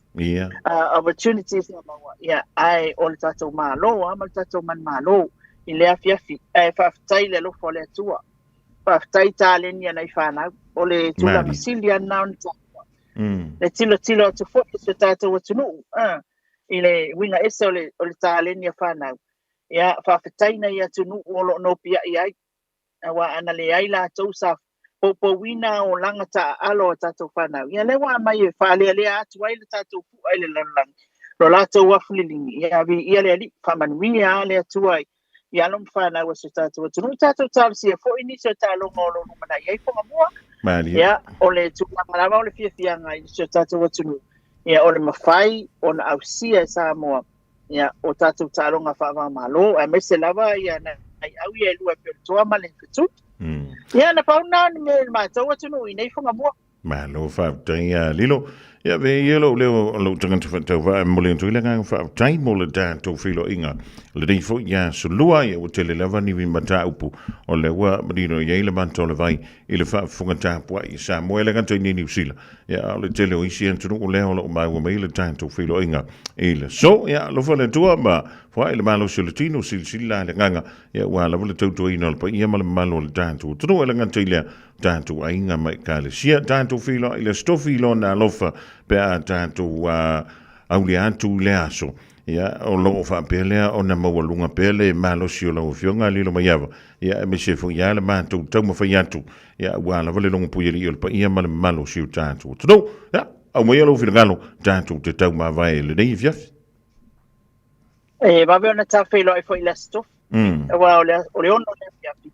Le ua whaatulanga mai ai o le taimile o le tātou media i Samoa nei. Ia ma outou umaina. Ia o le tātou wanoa le family service o le sa avean president o le tātou Joas le sunga ia Rudy Bartley. Ia i le stofi lei. O lona winga. Ia tātou whailoai ia a o le whai ai le tulanga lea ia o fia o mai ele tātou au whasalau mala au tu stara i Samoa. Nei whaftai tele Fofogamua. Whaftai lava i le nei mea me se whaelau tau whaama taim whaamanoa mai moi mātou i Samoa. Nei ele manatu ia. O le amole atu e le atua ia lo soifua ia ma se ola vai vai foi Pea fo isio tātou atunu. Tātou toe mau ai la stofi o lumana iai. Ilo nā lofa malona ngale lei. Mau o se mea o mātou mau atu I Samoa nei. A wā le whaafonga mai mua isio tātou atunu. I le nei tau o fiafi. Ai manuia tele lau tiu te whaawau. Manuia le tātou ofisai nā whaatai tele Samoa. Tau whaaseifua. Soifua ma ia. Manuia, le fionga ia le lumaiava, maina vai le sui o le tātou wala leo e peo na e mai moa. Ia ma e whaafogati le rivaenga o le fiafi. Moses I whaamoponga I le aso tofi pe an tātou o lea I le alofo le tua. O le taimi ala Radio Samoa le utoi se fulu minute o le tale o le tulai wha ma le tuan tala I vai whanua I le tulai wha. Sungela do fua whaatasi mele fionga ia le a tau sa vea ma le polokalame o le nganga ifo o whaifa. Tasilima I Watolu Amo Radio Samoa. Just think a minute. It could change everything.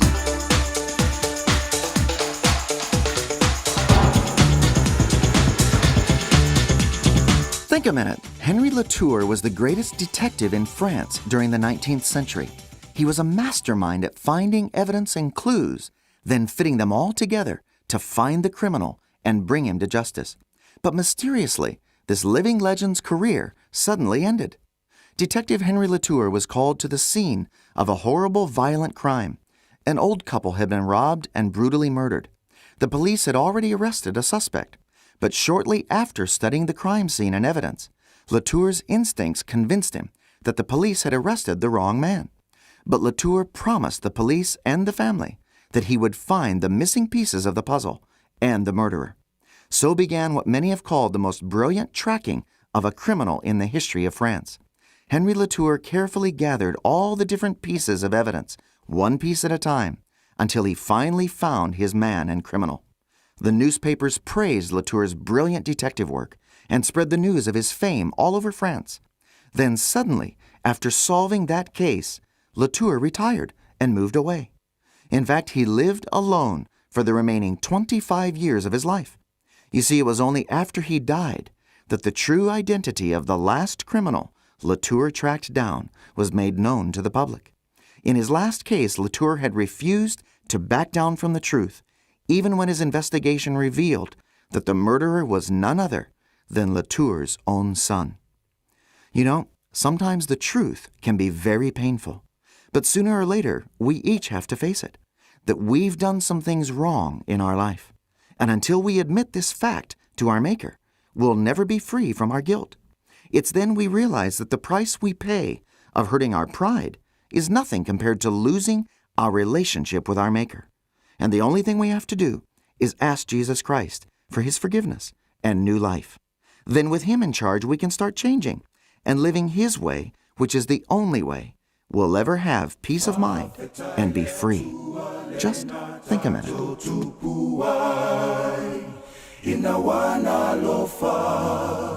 Alofa fua, faafetai le atua le na tato tupuai. Inawana lofa fua ya te tato umane. Ya pepese, Alleluia pese, Alleluia faafetai. Ya pepese, Alleluia pese, Alleluia faafetai. Ya pepese, Alleluia pese. Alleluia faafetai, Alleluia faafetai, faafetai lona alo le na afio mai lunga, lewa fai ma faa paolo, faafetai lona alo le na afio mai lunga. Lewa fai ma fa paolo ai le pua puanga. Pepese, Alleluia pese, Alleluia fa feta. Pepese, Alleluia pese, Alleluia fa feta. Pepese, Alleluia pese, Alleluia fa feta. Alleluia fa feta. Faafetai le anganga le fesoso animai. e manuia e talo sanga whaafetai le anganga le fesoso animai e manuia e talo sanga ato uma mea e whai pepese Alleluia pese Alleluia whaafetai pepese Alleluia pese Alleluia whaafetai pepese Alleluia pese Alleluia whaafetai Alleluia whaafetai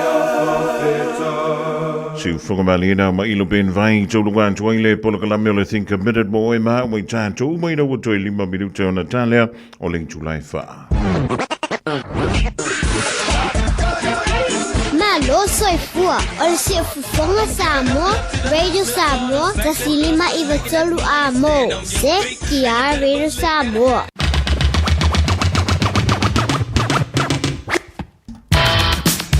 Samoa wa tau luan tu nama le tau tumo e le rivahenga o le fiafi o le asangana o le tau tamali I le tātou maafutanga po to le tau tai e le taimi sasi e lana ai.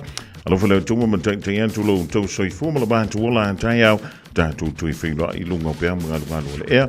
Maruia le tau whianga ye ma le whianga ia le a tau savea ma le pola kalame o le kaka I fo whaiva e le hafia finei. Ia ai tātou tui whiloa ia I le aso a tai au I lona lofa ma lona nga. Le lei ma le tua au whala au ma le tua foi I au to to.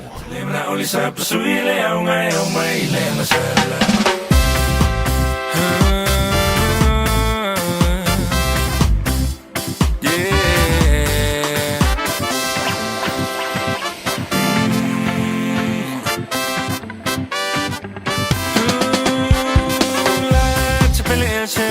Mole fa chali mai e po a e na te unga fai fa avale so ona vali la mo mutu ai le vali male fa e che le vali le na o me vali le ta se fe so ya no foi le wosi se la va o e o ti se le na o le sa sui le o mai le na sala so ya no foi le wosi se la va o e o ti se le na o le sa sui le o mai le na sala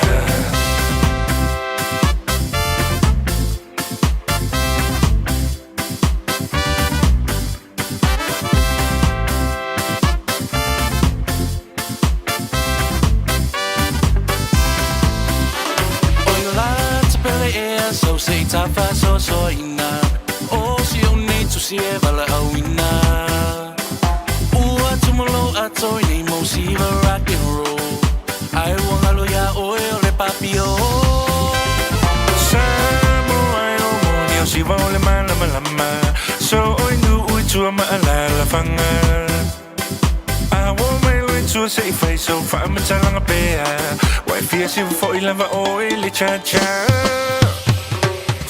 Foi le wosi, se la va o e o ti, se le na o sa sui le au mai le na sala.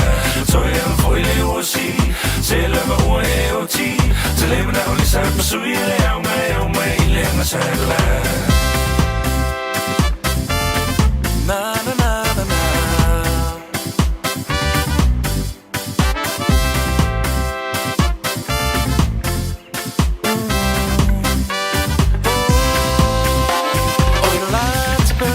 So say tafa so ina o si o nei tu si e vala awina ua tumolo ato ni mo si va rock and roll ai wona lo ya o le papio Samoa ua moni o si va le mala o solo inu ui tu mala fanga awa mai lo tu say fai so fa me talanga pe vai fia si va foi lava o le cha Foi le wosi,